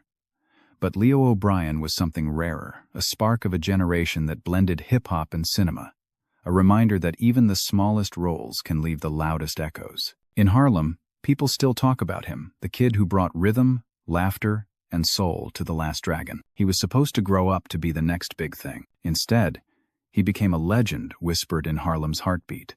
When The Last Dragon hit theaters in 1985, no one could have predicted that this wild fusion of kung fu, soul music, and pure Motown flair would become one of the most beloved cult classics of all time. It wasn't just a movie, it was a cultural moment. For the first time, black audiences saw a film that celebrated them not as sidekicks or stereotypes, but as heroes, dreamers, and warriors. Berry Gordy, the legendary founder of Motown, had a vision: to create a film that would connect music, fashion, and empowerment into one cinematic statement. He wanted young audiences to see that Black creativity could shine across every medium from the soundtrack to the screen. With a mix of martial arts, mysticism, and street swagger, The Last Dragon did exactly that. The movie's protagonist, Leroy Green, a soft-spoken martial artist searching for the glow, represented something radical in the 1,980 seconds. A black man guided by peace, discipline, and self-respect, not violence. His rival, Shonuff, the self-proclaimed shogun of Harlem, became one of the most iconic villains in pop culture, flamboyant, fierce, and unforgettable. Played by Julius Carry, his booming voice and outrageous style gave the film its edge. And then there was Vanity, radiant, fearless, and magnetic as the love interest. Laura Charles, the heart that balanced all the chaos. And through it all, young Leo O'Brien as Richie Green brought the film's humor and soul. He represented the voice of a generation, a kid from the streets who believed his brother could be a hero. Together, the cast created something bigger than themselves, a world where being black meant being brilliant, powerful, and stylish. Musically, the film was pure Motown magic. With songs like DeBarge's Rhythm of the Night, the soundtrack became an anthem for the era, fusing pop, soul, and funk into a sound that defined the mid-80 seconds. It wasn't just background music. It was the heartbeat of the story. But what truly made The Last Dragon timeless was how it spoke to identity. It arrived at a time when hip-hop was still underground, when fashion and film were separate lanes, and when Hollywood rarely gave space to black-led adventure films. Gordy's vision kicked the door open. The movie inspired the early hip-hop scene, from the style, those red leather outfits and shades, to the confidence that echoed in lyrics years later. Artists like Busta Rhymes, Wu-Tang Clan, and even Kanye West have referenced Shonuff and the glow in their music, proof that the film's energy never faded. For many young black kids growing up in the 80 seconds, The Last Dragon was more than entertainment, it was affirmation. It said you could be a dreamer and a fighter, spiritual and stylish, soft-spoken yet strong. It said that heroes didn't have to come from somewhere else, they could come from Harlem. Even decades later, the glow still burns. Screenings of the film draw packed theaters. Fans recite lines word for word, and new generations discover it on streaming platforms. Its message to find your inner light even when the world doubts you remains as powerful today as it was in 1985. Tragically, many of the film's stars, Vanity, Julius Carry, and Leo O'Brien, left the world far too soon. But their spirit, their art, and their glow continue to inspire, because The Last Dragon wasn't just about kung fu or music, it was about transformation. It was about finding your light in the dark. And that glow, it still shines. There are stories that fade with time, and then there are those that burn forever, glowing softly in the hearts of those who remember. The Last Dragon is one of those stories. It was never just a movie about kung fu or Motown or Harlem. It was a celebration of rhythm, of soul, of the belief that greatness lives within us all. Berry Gordy's dream gave us heroes who looked like us, sounded like us, and fought not just with fists, but with faith. Leroy Green taught us that power doesn't come from rage, it comes from peace. Vanity's Laura Charles reminded us that beauty can be strength, that love can heal. Julius Carry's Shonuff showed that even the villain can become legend, larger than life, immortal in swagger and style. And Leo O'Brien, that bright young spark of Harlem, embodied youth, hope, and the promise of tomorrow. Their stories didn't end when the cameras stopped rolling. In life, they faced struggles, demons, and heartbreaks far greater than any movie villain. But their light, their glow remains. Vanity found redemption in faith before her passing. Julius Carry left a legacy of laughter and inspiration on and off screen. Leo O'Brien, though gone too soon, lives forever through every fan who still smiles when Richie cheers, "Go, Leroy."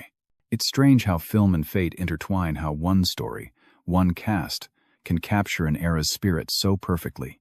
The Last Dragon continues to inspire dreamers, musicians, and fighters who search for their own glow in a world that often feels dark. Because that's the real secret. The glow isn't something you find, it's something you become, and as long as we remember them, their light will never die.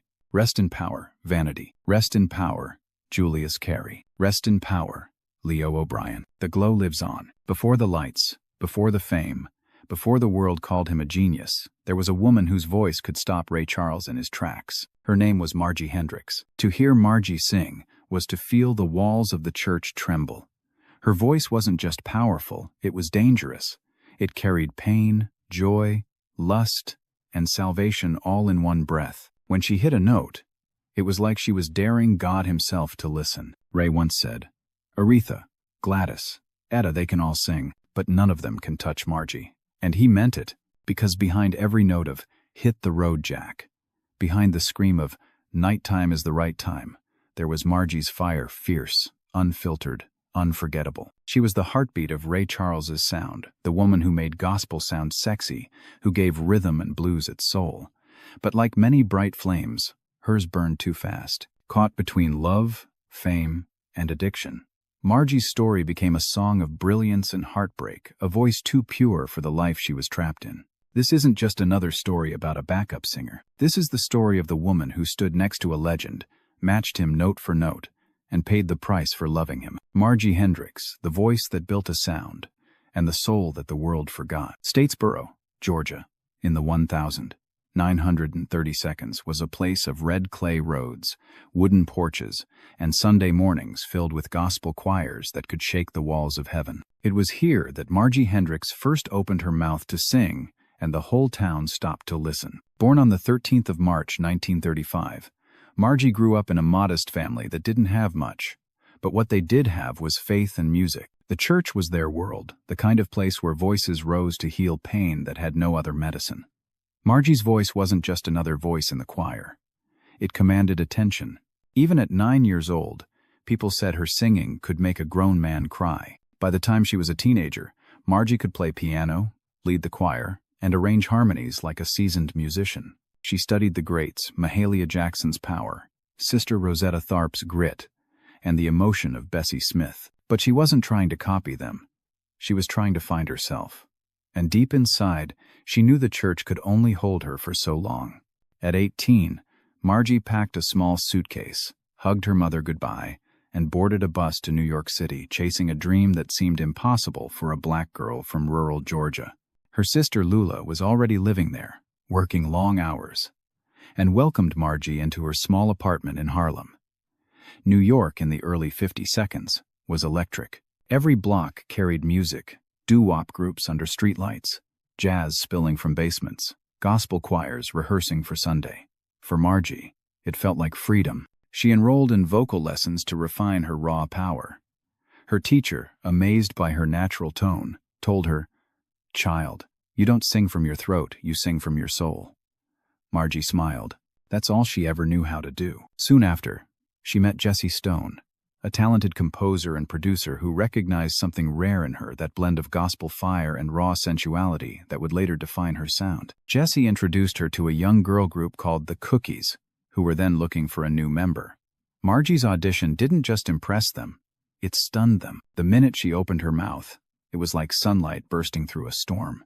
She became their heartbeat. Under Jesse Stone's guidance, the Cookies began recording background vocals for some of the biggest names at Atlantic Records: Laverne Baker, Chuck Willis, Ruth Brown, the Cadillacs. Margie learned how to blend, how to improvise, how to give emotion without stealing the spotlight. Her gospel roots fused perfectly with the R&B rhythm that dominated the city's sound. The studio became her second church, the microphone, her pulpit. But success didn't come easy. The Cookies were loved in the industry but invisible to the public. They sang behind the stars but never got their own headline.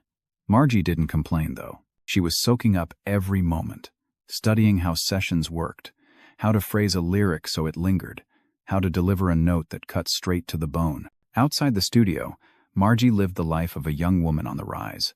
She'd go out to Harlem clubs, dressed sharp, dancing to live bands. She was confident, funny, a little wild, never afraid to speak her mind. That fire in her personality matched the fire in her voice. By 1956, the Cookies had started to make a name for themselves in the business, enough for word of their talent to travel. And somewhere across the city, another musician was listening.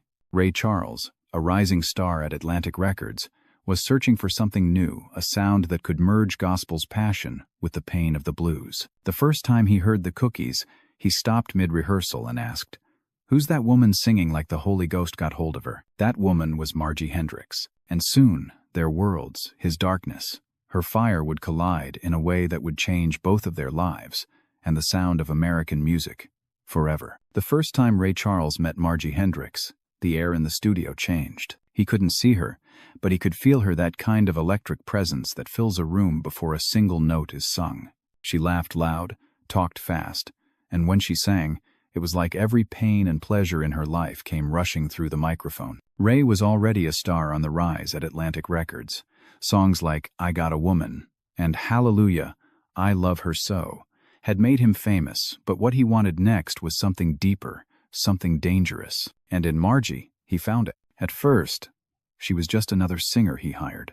He had his band, and he already had Marianne Fisher, his onstage duet partner and secret lover. But the moment Margie opened her mouth in rehearsal, Ray froze. Her tone was wild, not polished like Marianne's, not gentle like the others, but alive. Gospel in one breath, blues in the next. After the session, he told his band, "She's got the devil in her voice, and I want that devil in my sound." Oh? Ray renamed the Cookies and brought them on tour as the Raylettes. From the first show, audiences went crazy. Ray's piano burned with gospel rhythm, and behind him, Margie's voice screamed through the horns like lightning breaking through clouds. It was raw, holy, and sinful all at once, and people couldn't get enough. But with that music came temptation. Long nights on the road, long rehearsals alone, long silences filled with tension. Margie was fearless. She wasn't like the other women who threw themselves at him. She talked back, she challenged him, and she matched his fire. That was exactly why he couldn't stay away. Their affair began quietly stolen moments after shows, late-night studio sessions that never ended. Both of them were trapped between creation and destruction. Ray was already married, addicted to heroin, and carrying the guilt of every lie he told. Margie, hungry for love and validation, followed him into that darkness. Ray would later write in his autobiography, Brother Ray, that Margie was the only woman who ever sang like she truly understood him. He said, "She didn't need to see me. She could hear me. She knew the man I was and the man I pretended to be." In 1958, their chemistry exploded on stage and on record. When Ray recorded "Nighttime is the Right Time," Margie's voice tore through the track like a storm. That high, wailing "baby" wasn't planned, it was pure emotion. It was the sound of love, pain, and desire fighting for air in one impossible note. The song hit the charts and became an instant classic. Audiences saw their connection, even if they didn't know the truth. Every performance looked like a confession. Every duet felt like a sin. Then, in 1959, Margie discovered she was pregnant. Ray was torn between his wife at home and the woman who made his music come alive. Margie refused to hide their child, but she also refused to quit singing. She gave birth to a boy, Charles Wayne, and Ray promised to take care of them both. But promises mean little when addiction and fame are in control. Ray was slipping deeper into heroin.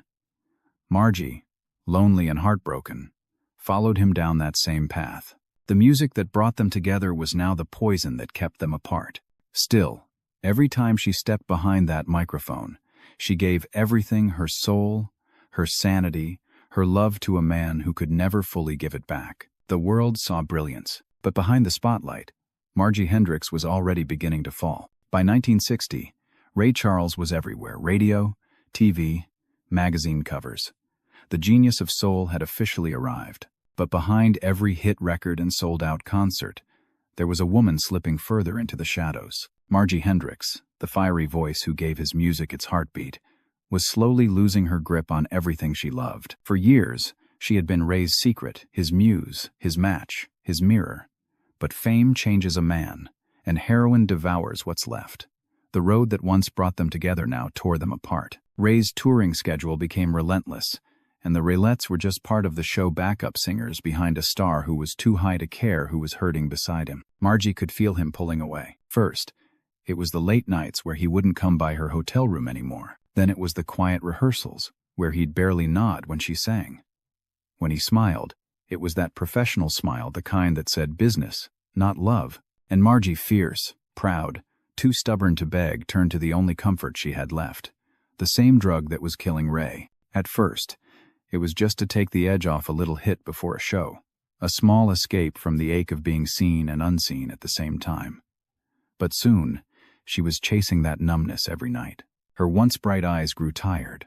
Her laughter turned sharp, and her voice, still powerful, still soul-shaking, began to carry a new sound: pain. When she walked into the studio to record Hit the Road Jack, she wasn't just singing a song, she was warning him. Every note was a fight, every scream was a scar. The irony was cruel. Their most explosive hit was the soundtrack to their breakup. The song shot to #1, won a Grammy, and made history. But by then, their love was already over. Margie's drinking got heavier. The band whispered about her temper, her outbursts, her tears. Ray tried to keep his distance, not because he stopped caring, but because he couldn't face the wreckage they'd made. He told himself she'd get help. She didn't. Then came the final straw. Margie had started seeing one of Ray's trumpet players, a quiet man who treated her with the kindness she'd stopped expecting. But when Ray found out, he exploded. Hypocrisy or not, his rule was simple. No one touched his women. Not in his band. Not ever. In front of everyone, he told her she was done. No second chances. No goodbye. Just gone. The woman who had built his sound, who had poured every ounce of her heart into his music, was fired on the spot. 6 years of passion, pain, and brilliance erased in one cruel decision. After that, Margie drifted. She signed with Mercury Records, worked with producer Bowlegs Miller, and tried to restart her career. But the magic was gone. Her singles, Baby, Restless, and One Room Paradise, carried her voice, but not her spirit. The industry that once chased her now looked the other way. She was fighting two enemies: addiction and obscurity, and both were winning. By the late 60 seconds, she was broke, alone, and tired of pretending she was fine. Her music still had the spark, that sacred mix of gospel and pain, but the world had moved on. The girl from Statesboro, who once led choirs and commanded Ray Charles' stage, was fading into silence. She didn't know it yet, but her last note had already been sung. When the news of Margie Hendrix's death reached the industry in 1973, it barely made the papers. No headlines, no tributes, no flowers from record executives, just a short note: former Raylette, dead at 38. For a woman whose voice had once set the stage on fire, the silence was deafening. But legends don't need applause to live forever. Margie's story didn't end in that small apartment, or with the heroine that stole her last breath. Her legacy was already written in every note she ever sang beside Ray Charles, in every tear she made the audience feel, in every gospel run that echoed through the next generation of soul singers. Ray never forgot her. He couldn't. Whenever he performed "Nighttime is the Right Time," his head would tilt just slightly toward the microphone during her part, that ghostly scream of "baby" that only she could deliver. He once told a reporter, "You can find a better singer, maybe, but you'll never find one who meant it more than Margie." In truth, Margie Hendrix gave Ray Charles something no songwriter or producer ever could: emotion without filter. She was the raw edge that turned his music from polished rhythm and blues into something deeper, dirtier, more human. Their chemistry redefined what soul music could be: the collision of faith and sin, of love and suffering. Every singer that came after her, from Aretha Franklin to Gladys Knight, carried a piece of that blueprint. Margie's gospel grit and fearless delivery opened the door for women in soul to sound real, to scream, to testify, to hurt. Before Margie, most female backup singers were expected to stay polite.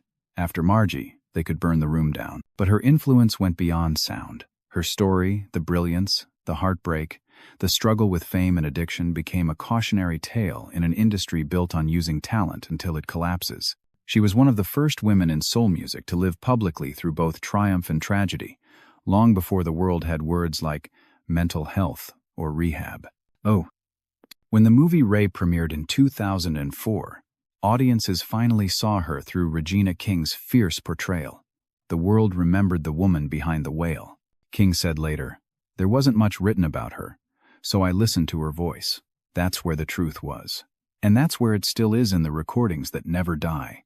Songs like "Hit the Road Jack" and "Nighttime is the Right Time" have been played millions of times, but Margie's voice in them feels brand new every listen: raw, painful, alive.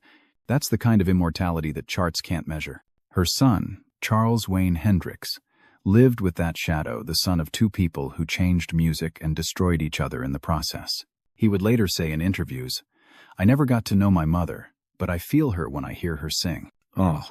In the end, Margie Hendrix didn't get statues or Grammy tributes, but she didn't need them. Her power was never in fame, it was in feeling. In her 38 years, she gave the world more honesty than most artists do in a lifetime. She sang like every note might be her last. And, in a way, it was. But her voice, that holy scream, that sacred fire still burns in the heart of soul music. Because every time Ray Charles shouted, "Tell the truth," it was Margie who had already taught him how. Some stories fade quietly. Others, like Margie Hendrix's, echo long after the final note. She came from a small church in Statesboro, Georgia, chasing a dream that was bigger than the world she knew. And for a few bright, burning years, she was that world. On stage beside Ray Charles, Margie didn't just sing, she testified. Every cry, every breath, every tremor in her voice carried the fire of a woman who lived and loved too deeply to ever fake a single emotion. The industry forgot her name. The headlines never told her story. But real soul fans, the ones who listen with their hearts, they remember. Because when you hear that thunderous "baby" in "Nighttime is the Right Time," you're not just hearing a backup singer. You're hearing a woman who turned her pain into power. Margie Hendrix lived fast, loved hard, and burned out before her time. But what a flame she left behind. Her story is a reminder that genius doesn't always wear gold records, that pain and beauty often live in the same breath, that sometimes the people who stand just behind the spotlight shine the brightest of all. So the next time you hear Ray Charles shout, "Tell the truth," remember Margie. Remember the woman who did. Because the truth is this: soul music was never about perfection. It was about feeling, and no one not before, not since ever felt it like Margie Hendrix. Her song is over, but her voice, that fire, that ache, that truth, will echo forever. In the heart of Waco, Texas, under the sticky summer sun, a young boy with a voice too big for his body stood before a trembling church crowd. The choir went silent. The piano stopped. And then he sang. That voice, clear, golden, soulful, filled the room like light through stained glass. Even grown men wiped their eyes. His name was Tony Thompson, and even at 10 years old, he sang like he'd already lived a lifetime of heartbreak. By 16, Tony would lead one of the hottest R&B groups of the 90 Seconds High Five. Their hit, "I Like the Way," "The Kissing Game," wasn't just a song. It was a generation's soundtrack. It played in roller rinks, on bedroom radios, at high school dances. Tony's voice defined young love. But the higher he climbed, the darker the shadows grew. Fame came fast. Money came slow. And behind the smiles on album covers were contracts, pressure, and the quiet war of addiction. By the time the lights faded, Tony's story would become one of the most heartbreaking in R&B history, a reminder that talent can take you to the stars, but pain can pull you right back down to earth. On a June night in 2007, back in the same Texas T, the boy who sang about love had lost the fight for his own life. This is the rise and fall of Tony Thompson, the voice that made the world feel young again, and the silence that followed. Before the gold records, before the flashing cameras, there was just a skinny boy from Waco, Texas, chasing sound. Tony Thompson wasn't born into fame, he was born into music. His earliest memories were hymns echoing through wooden church walls, the smell of Sunday dinners, and the clapping hands of a congregation that couldn't believe that kind of voice could come from someone so young. By the time Tony was 8 years old, his voice already carried the weight of a grown man's soul. He sang in the youth choir, belting notes that made older singers turn their heads. It wasn't long before people in town began whispering, "That boy's going to be a star." He didn't chase trouble, he chased microphones, talent shows, school events, local fairs. Everywhere there was a stage, Tony was on it, and every time, he won. But for Tony, it wasn't about trophies. It was about the feeling, that moment when a crowd gasped after he hit a note so clean, so perfect, it felt like a message from heaven. That's when he knew this was what he was born to do. At home, Tony dreamed big. He watched Michael Jackson on TV and studied every move, every breath, every note. He wanted to dance like him, sing like him, be like him, not for the fame, but because he saw in Michael a reflection of what was possible for a young black boy with a dream. One night, while performing at a small event in Waco, Tony met a local singer named William Walton, part of a group called Adore, the first R&B act from Waco to land a deal with Jive Records. Walton saw in Tony what everyone else saw: raw, unstoppable talent. He made a promise: "If I ever make it, I'll come back for you." And he did. Months later, Walton introduced Tony to two New York music managers, Vinnie Bell and Robert Ford, who were searching for the next teenage sensation, someone who could carry the soul of Michael Jackson with a fresh new edge. When Tony sang for them, the room froze. They didn't hear a kid. They heard a star. Within weeks, Tony was flying to New York, meeting producers, and recording demo tapes. For a boy who once sang in a Texas church, it felt like stepping into another universe. He brought along his friends Toriano Easley and Russell Neal, two other young singers with big voices and even bigger dreams. Together, they called themselves the Playmates. They were raw, hungry, and fearless. Soon, they caught the ear of Jive Records, the same label that would later sign legends like Britney Spears and NSYNC. But before any of that, High Five was Jive's first big bet on young R&B talent. Contracts were signed, stage clothes were bought, and Tony Thompson, the boy from Waco, was about to go from church solos to world tours. He didn't know it yet, but the price of that dream would be higher than he could ever imagine. The dream was no longer a dream, it was real. 5 teenage boys from small towns now stood under blinding stage lights, microphones in hand, hearts pounding as thousands screamed their names. High Five had arrived. Their debut single, I Just Can't Handle It, was a taste of what was to come: smooth harmonies, slick choreography, and Tony Thompson's voice shining like gold. But it was their next hit that changed everything. In the fall of 1990, I Like the Way, The Kissing Game, dropped, and the world stopped to listen. Produced by the legendary Teddy Riley, it wasn't just a song, it was an era in 3 minutes. Every school dance, every roller rink, every mixtape that melody was everywhere. The single rocketed to Hasson on the Billboard Hot 100 and stayed there for weeks. It went platinum. Tony was just 16 years old, a kid from Waco now singing to millions. The group was touring the world, performing on TV, appearing in magazines. They wore street clothes one night, suits the next. They were cool, clean, and untouchable. But behind the cheers and camera flashes, reality was colder. They were still kids balancing fame with homework, cameras with tutors. While fans saw perfection, inside the group things were already starting to break. Just as their careers were taking off, tragedy struck. One of the founding members, Toriano Easley, was arrested for murder. What was supposed to be a bright chapter turned into a headline scandal. He claimed it was self-defense, but the image of High Five, the innocent teen R&B stars, was suddenly stained. Jive Records couldn't wait. They replaced him with Treston Irby, a 16-year-old gospel singer from New York whose audition silenced the room.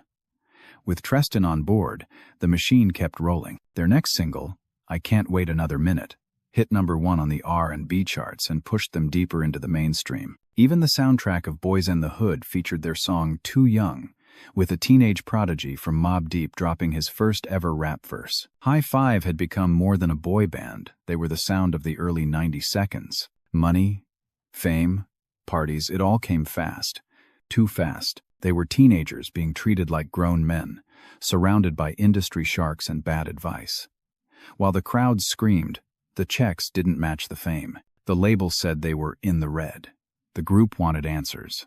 That's when cracks turned into breaks. Member Russell Neal began demanding transparency. He wanted to know where the money was going. But when the others didn't back him up, he walked away.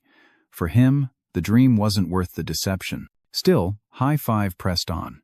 In 1992, they released Keep It Going On, and their single, She's Playing Hard to Get, became another hit Hasson on Billboard, platinum status again. But success couldn't stop what was coming next. During a promotional tour in Florida, a car accident changed everything. Member Roderick Pooh Clark was thrown from their van and left paralyzed from the chest down. He would never walk again. That moment broke something in all of them. They were no longer just young stars. They were brothers grieving in slow motion, drowning the pain in alcohol and drugs. The music went on, but the joy behind it began to fade. Tony tried to stay strong. On stage, he was still electric, that smile, that voice, that energy. But offstage, the boy who once lifted souls in church was now carrying a cross too heavy for anyone that young. High Five had reached the top of the charts, but the fall had already begun. At first, the fall didn't look like a fall. It looked like success, the kind that made headlines and sold out arenas. But inside, High Five was cracking under the weight of everything they thought they wanted. By 1993, the group had it all. Hit records, platinum plaques, fame on both coasts. But fame is a strange thing. It gives you everything, and then quietly takes it back. Tony Thompson, once the shy kid from Waco, was now the face of teenage R&B. His voice had become the heart of every slow jam, every prom night memory. But behind the velvet tone and charming smile, Tony was exhausted from the endless travel, from the pressure, from pretending everything was okay. The group released their third and final album under Jive Records, Faithful. It had everything: lush harmonies, grown-up lyrics, real soul. The single, Never Should Have Let You Go, even landed on the Sister Act 2 soundtrack. But the label didn't push the record. Promotion was half-hearted, money was tight, and the group's chemistry had faded. Still, Tony carried on. He had always been the glue, the one who smiled for the cameras, who sang through the heartbreak.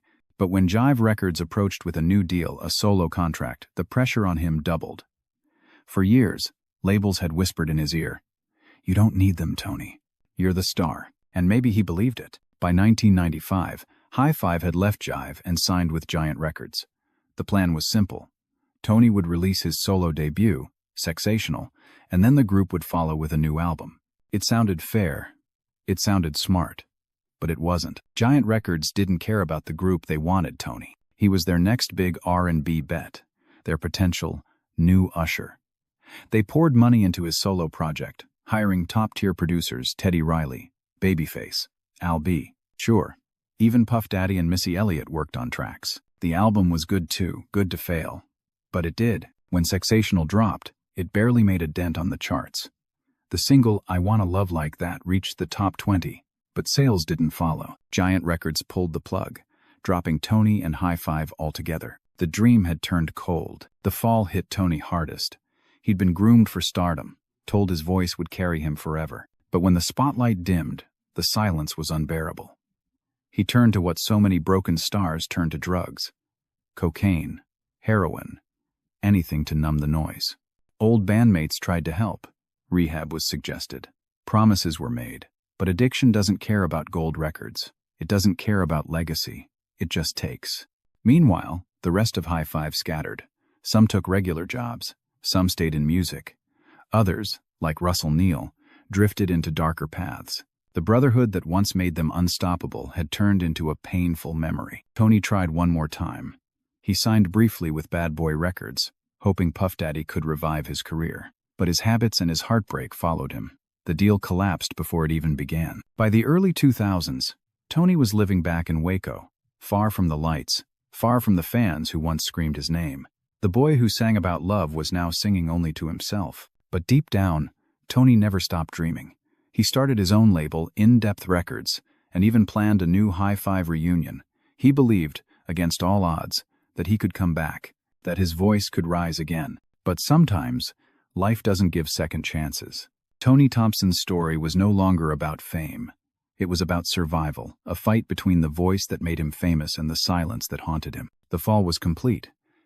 But tragedy hadn't finished with him yet. By 2007, Tony Thompson was no longer the teenage superstar who had made the world fall in love with the kissing game. He was 31 years old, older, quieter, and tired from years of fighting his own demons.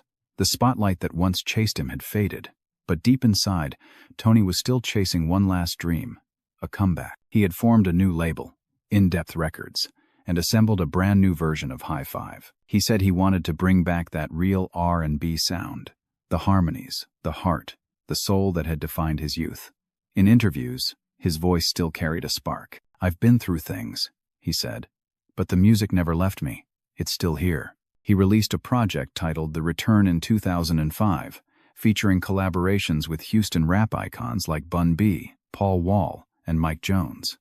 But instead of celebration, controversy followed. The original High Five members filed a cease and desist order, claiming rights to the group's name. The public feud spilled onto radio shows, even Wendy Williams, where Tony and former bandmate Treston Irby argued on air.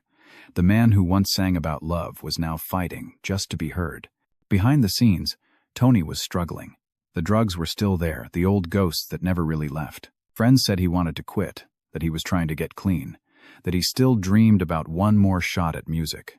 But pain, fame, and addiction are a cruel mix. Then, On the 1st of June 2007, the music stopped. Around 10 p.m. that night, security guards at an apartment complex in Waco, Texas, Tony's hometown, discovered his body near the air conditioning units behind the building. The scene was silent, the night heavy with summer heat. Tony Thompson was gone. He had been huffing Freon, a dangerous chemical found in air conditioners, a desperate act used by some addicts to get high. The coroner's report found no other drugs or alcohol, only traces of methadone, a medicine meant to help people fight heroin addiction.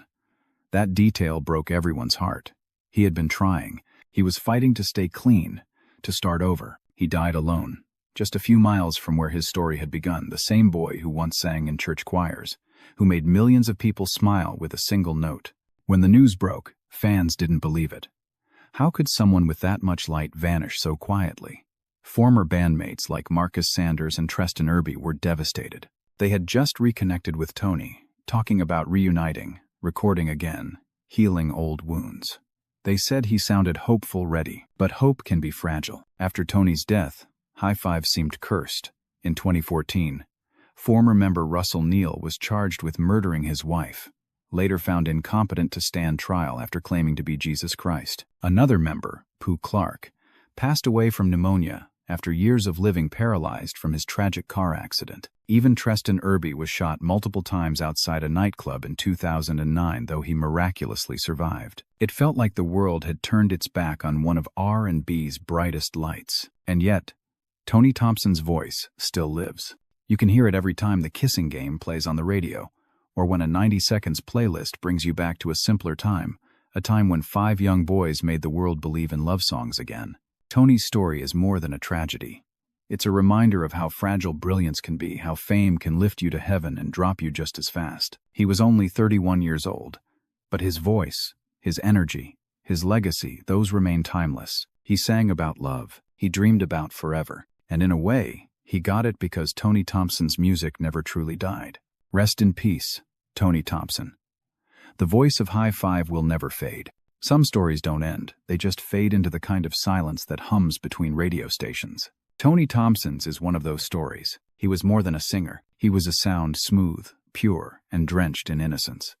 When he sang, "I Like the Way," The Kissing Game, he didn't just hit notes, he hit memories. For every kid slow dancing at a middle school party, for every dreamer who believed music could heal, Tony was there. But fame is a fragile home.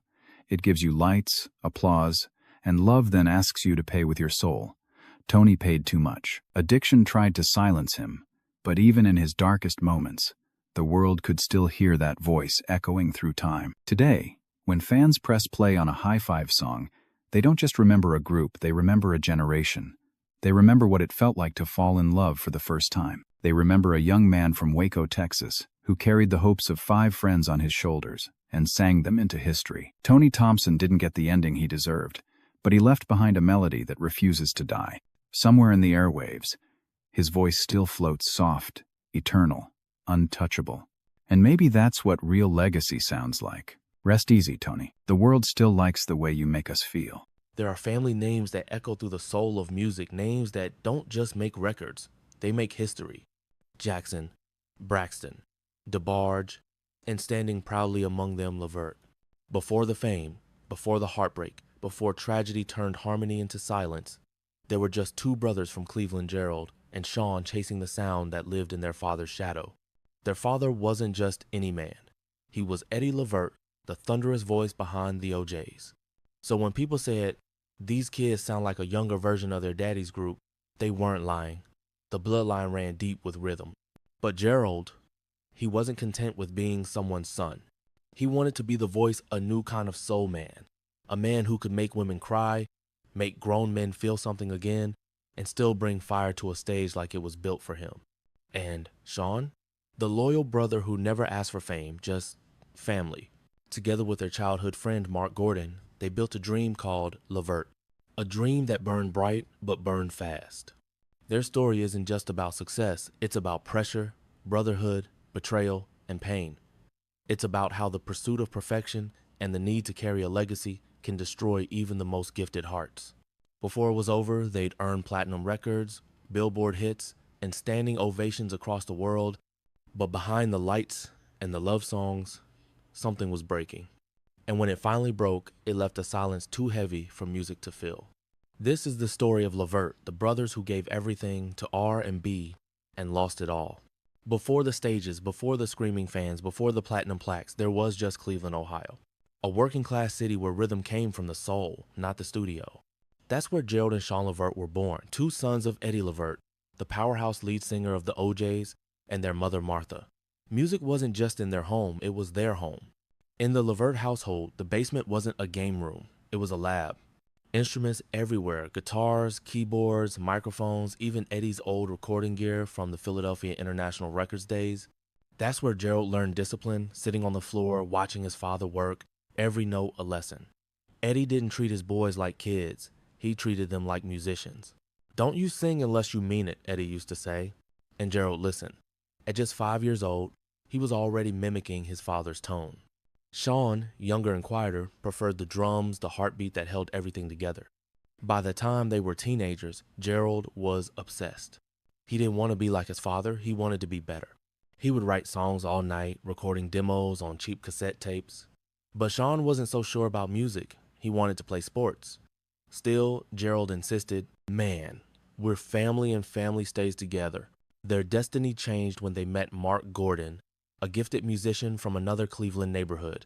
Mark could play anything, piano, bass, violin, and his smooth energy perfectly balanced Gerald's fire. Through their mothers, who were both Jehovah's Witnesses, the boys connected. They started rehearsing in Mark's garage, calling themselves the Playmates. At first, they were just kids with big dreams sneaking into local bars and talent shows they were too young to perform in. But word spread quickly. These boys weren't just good, they were different. Their sound blended the classic harmonies of the OJs with the freshness of the new R&B generation. They cut their first demos and nervously brought them to Eddie. But he wasn't impressed. "Go back, write it better," he said. And they did over and over again. Finally, when he heard the spark he was waiting for, Eddie called up his old industry friends. But no label would take them. The industry said the same thing. They sound too much like the OJs. So Eddie did what fathers do, he made a way. Alongside his friend Harry Coombs, he launched an independent label called Temporary Records, built just for his sons. In 1985, Levert released their debut album, I Get Hot, featuring the single I'm Still. The record didn't top the charts, but it opened doors. Thanks to Eddie's friendship with Don Cornelius, the group became one of the first independent acts to perform on Soul Train. That national spotlight changed everything. Soon after, Atlantic Records executive Ennis Caldwell saw them performing in Washington, D.C. He didn't just hear their music, he saw the future. Within weeks, the trio signed to Atlantic Records, and under the guidance of music executive Sylvia Rhone, they went from local talent to national stars. And when they dropped their 1986 album Bloodline, the hit Pop, Pop, Pop, Goes My Mind shot straight to #1 on the R&B charts. Just like that, the sons of the OJs had become legends of their own. The Levert era had begun. By 1986, Levert was no longer a dream, it was a movement.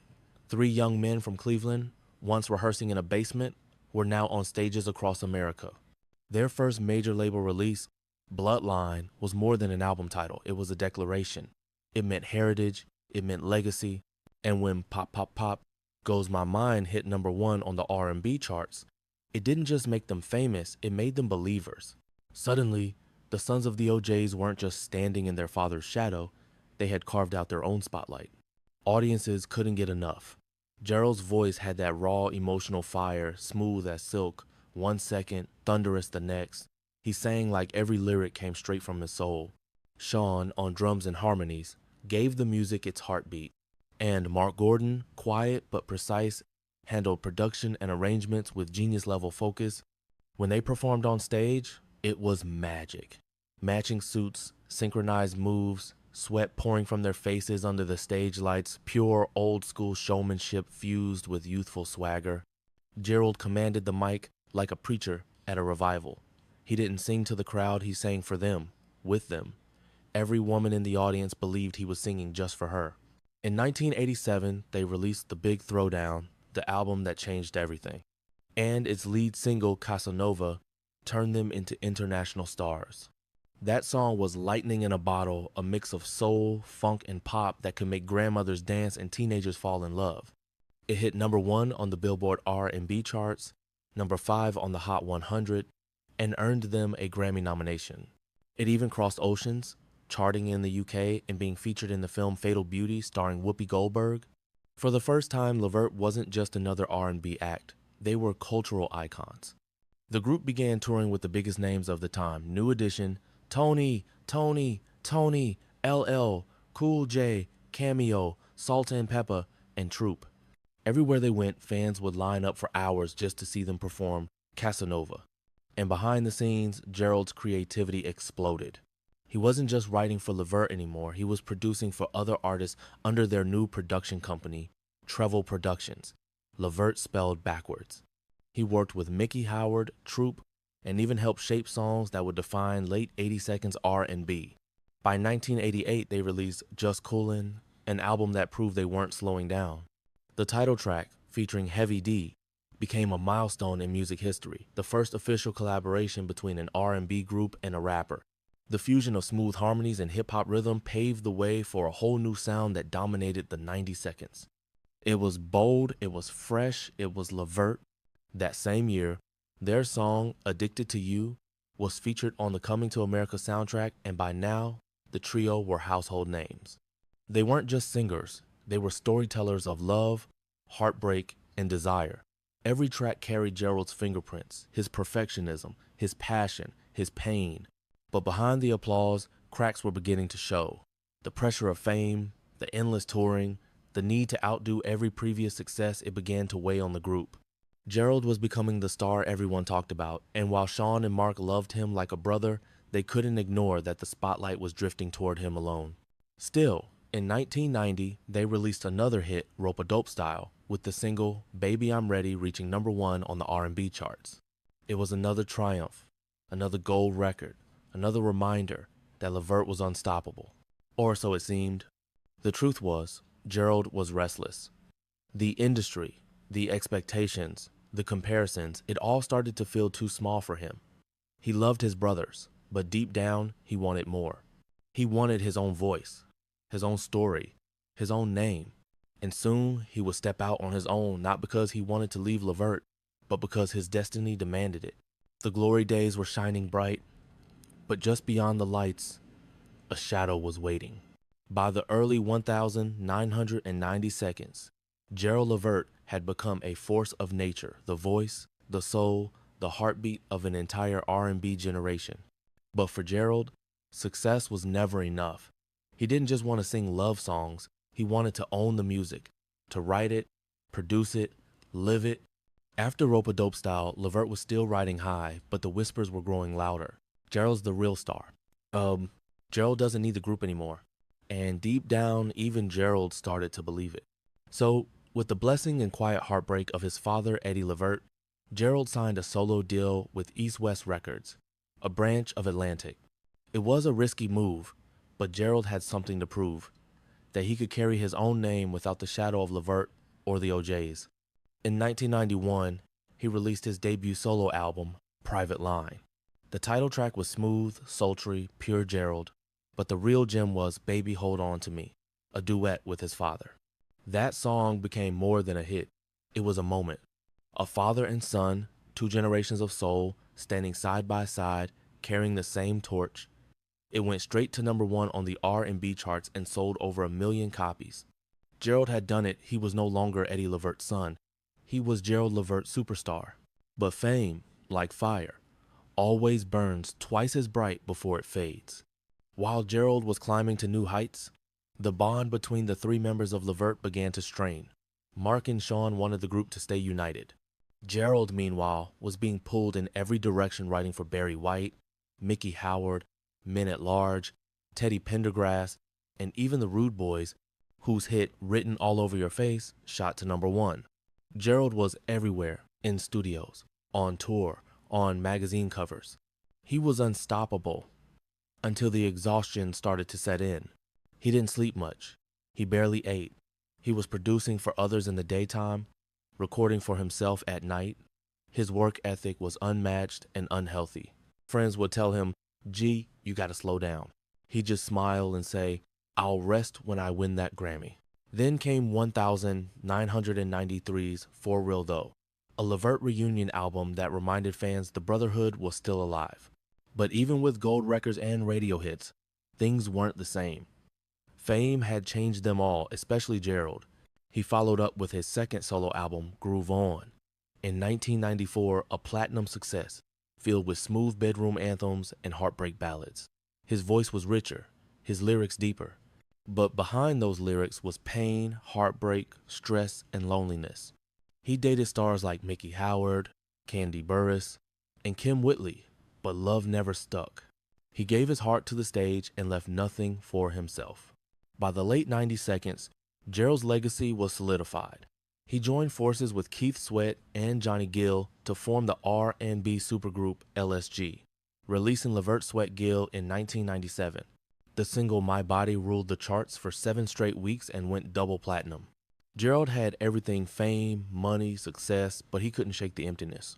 He once said, "People think success means happiness. They don't see the nights you can't sleep, or the pressure to keep smiling when your soul is tired." To the outside world, he was a charming, confident soul singer who could make any woman melt with a note. Inside, he was a perfectionist, constantly haunted by his own expectations. And through it all, his body began to break down. The long nights, the lack of rest, the pressure to deliver it all took a toll. Gerald gained weight, battled insomnia, and turned to prescription medication to cope. But he kept pushing. He couldn't stop. He wouldn't stop. Because in his heart, he was still chasing something: not fame, not money, but peace. And in the years that followed, that very chase, the endless grind, the weight of success, and the quiet pain behind the spotlight would lead him down a path no one saw coming. The applause was loud, but the silence after the show was deafening. By the mid-2000s, Gerald Levert has cemented himself as one of R&B's most powerful voices. Known for his emotive delivery, songwriting genius, and unyielding work ethic, he had achieved solo success while honoring his family legacy with the group Levert. But behind the music, the pressures of life and career were quietly building. Gerald had recently returned from a career-defining trip to South Africa with his father, Eddie Levert, where they performed and met Nelson Mandela. Though the journey inspired him, Gerald returned home physically drained and emotionally tense. He complained of shortness of breath and general fatigue, yet medical checkups deemed him healthy. Days later, on the 10th of November 2006, he was found unresponsive in his Cleveland home. The medical examiner ruled Gerald's death an accidental overdose. Prescription medications including Vicodin, Percocet, and Xanax, combined with over-the-counter drugs and pneumonia, overwhelmed his system. Gerald was only 40 years old. Friends, fans, and fellow artists mourned the sudden loss of a man whose music had touched millions. At his funeral, over 7,000 people attended, including Stevie Wonder, Patti LaBelle, and Bobby Brown. The Rude Boys reunited to perform, while Eddie and Sean Levert closed the service with Dance With My Father, their voices cracking with grief. Tragedy struck again just 16 months later. Sean Levert, Gerald's younger brother, had been incarcerated for unpaid child support. Suffering from anxiety, Sean's prescription Xanax was confiscated upon his arrival at the jail. Without proper medical attention, he began hallucinating, panicking over imagined emergencies involving his family.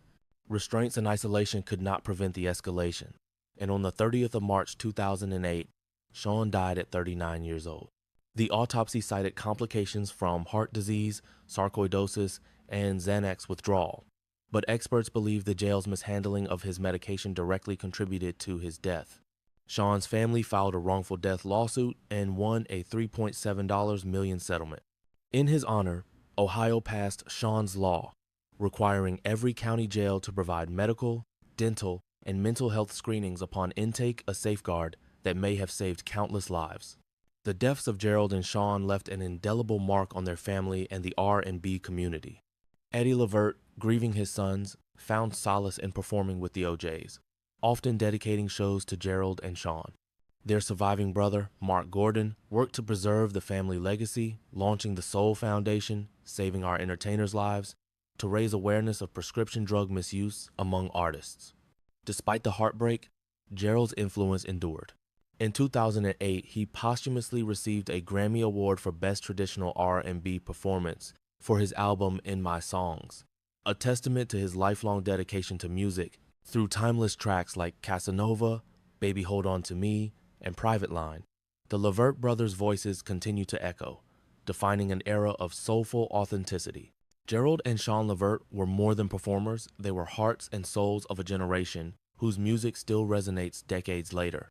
Though their lives ended too soon, their artistry remains a legacy of passion, talent, and the enduring power of R&B. Rest in peace, Gerald and C.